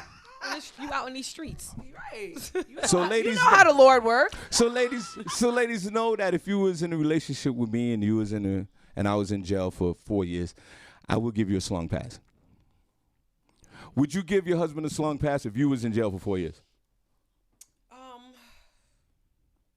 I probably would accept it because I know what's gonna happen. I don't think I would give him a pass, but if it happens and I find out about it, I'm like, all right, I'm gonna eat that. Acceptance. Yeah. Senny, slung. No, I would just accept it. What am I playing? Reverse psychology with myself? Exactly. Oh, he told me he wasn't, so therefore he won't. Right. Yeah. All right, let's go to What sports, kind of guys. psycho crazy? I'm very liberal with my slung. With your slung. Yes, very liberal. Slung passes. I get a lot of passes out. Let's do some sports. So now Odell Beckham Jr. announces that he will be accepting his new salary in Bitcoin, guys. Earlier this month, Odell Beckham Jr. was released from the Cleveland Browns, but he quickly found a new home in the Los Angeles Rams. With a fresh start and a new team, Odell will be switching up to the way he receives his salary. He took to Twitter to announce that he will be accepting his new salary from the Rams in Bitcoin. This will be happening in conjunction with Cash App. He said, "It's a new era, and to kick it off, I'm hyped to announce I'll be making my new salary in Bitcoins thanks to Cash App. To all my fans out there, thank you. No matter where you are, thank you." So he's gonna get his check in Cash App? Bitcoin. So Bitcoin Cash App. Yep. Now, but wait. He's probably gonna get the money through Cash App, and then he can convert it over to Bitcoin. That's what I was about to say. Or they could or he could get it. They could pay him in Bitcoin through the Cash App, and then he can convert it to money. But what if the Los Angeles Rams just want to cut him a check? Then they're gonna have to mine Go him. through Cash App. Yeah, It's going to they're go gonna through have Cash App. There's no check. So he's gonna get his check through Cash App. Yes. Well, yeah, I guess, but Which I guess was they converted can't, to Bitcoin. No, but they can't just. It's in his contract, so they have to pay him as per his contract. So they can't cut him a check because he doesn't want U.S. dollars. He wants it in Bitcoin. So they're going to have to mine a Bitcoin account. Well, but Cash App makes it easy to exchange it. to Well, you know Bitcoin. what? If I was the employer, Tamiko, I'd have been like, "Here go your check, bro. You do Whatever you want to do. what you want to do." Would you be pleased to announce? Because maybe he's probably getting some money from Bitcoin for this. No, Or Which is because, fine. no, Which is because fine. you know Bitcoin fluctuates. It goes up and down. So if he gives it to him in straight, they could give him $250. I mean $250,000, whatever, right? Right. In what they call U.S. currency is called, or paper money is called fiat. So if they give that to him in fiat, it's gonna stay $250,000. They could give him $250,000 in Bitcoin, and in like 2 minutes, it could be at $300,000. So Or it could go down. or it could Or it go, can go down, but that is the flexibility that that's why he wants it. Now, like now, that. now, But Tamiko. listen, Sean, he's starting a new wave because Aaron Rodgers from the Green Bay Packers also announced that he'll be accepting cryptocurrency as his way of earning a salary through Cash App. Now, you know what? It's weird that you say that. Bitcoin is not federal insured. Right. Right. It's not. Or Cash App. Right. It's not. Now, if they're going out being pioneers, I say God bless them. Right. Pay me the old-fashioned way for now, just until, because you don't know how the market's going to be. We live in a world that anything can happen right now. We got the Octagon is out here in the Terror Dome Those are the new viruses that are out here now. You don't know. Yes, they're coming out. Omicron. They're coming out next week. Yeah, that's next week. What's wrong with you?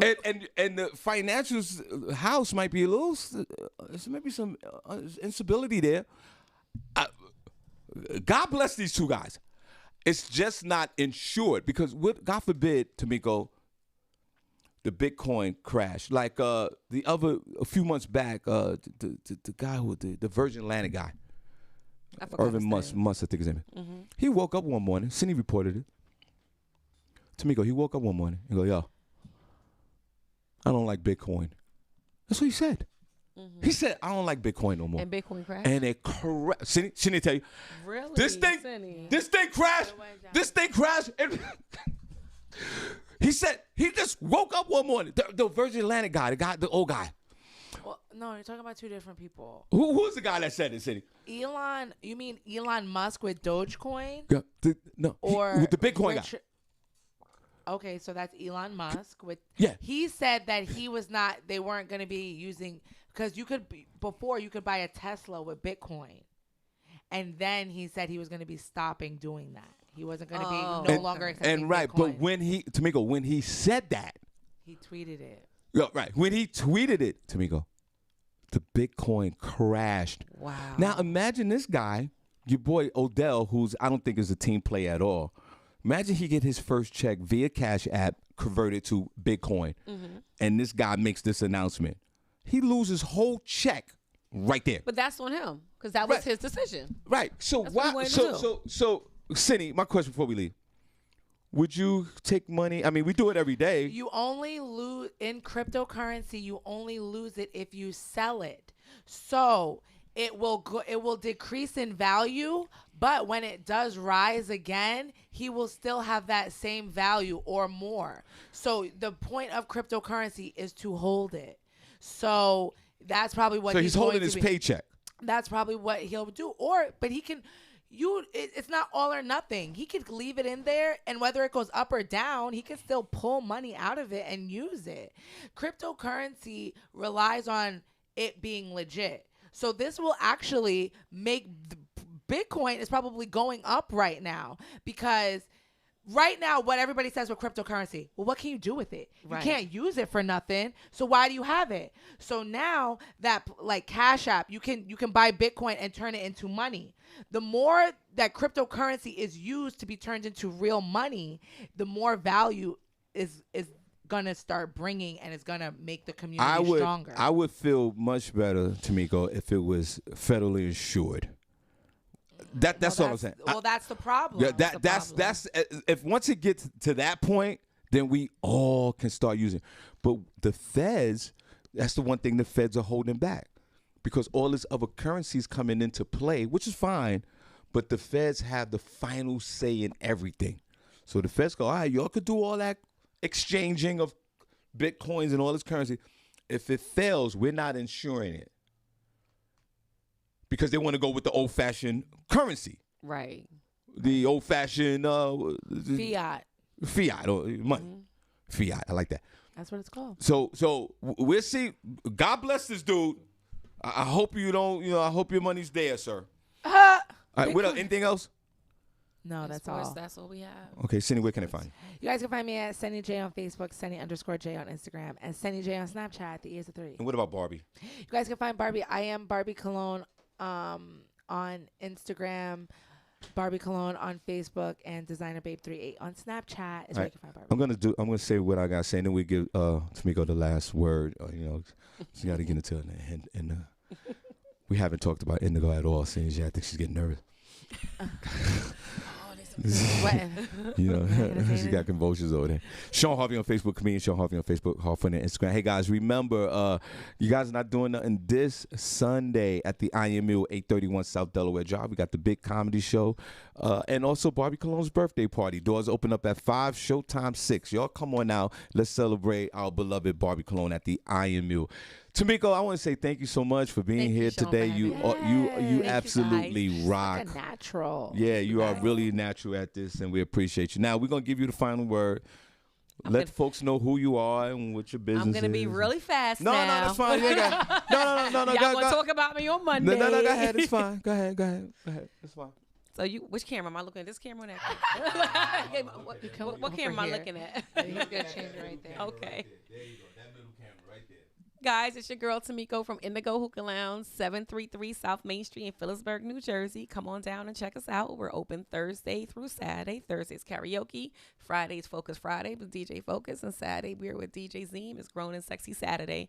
You can find us on Instagram, Indigo Hookah NJ. You can also find us on Facebook, Indigo Hookah NJ. If you want to book your party or any private events, you can email me directly at indigohookah@gmail.com. Awesome. Hope to see you guys soon. And don't be surprised if Tamika, my wife, and I come rolling through there either tonight or tomorrow night. Yeah. So we probably might stop through, no question about it. All right. So guys, we are out of here. Senny, if y'all could wave at that middle camera. God bless y'all. We see y'all, man. We are out of here. See you later. There you go. Great show. That's what I'm talking about.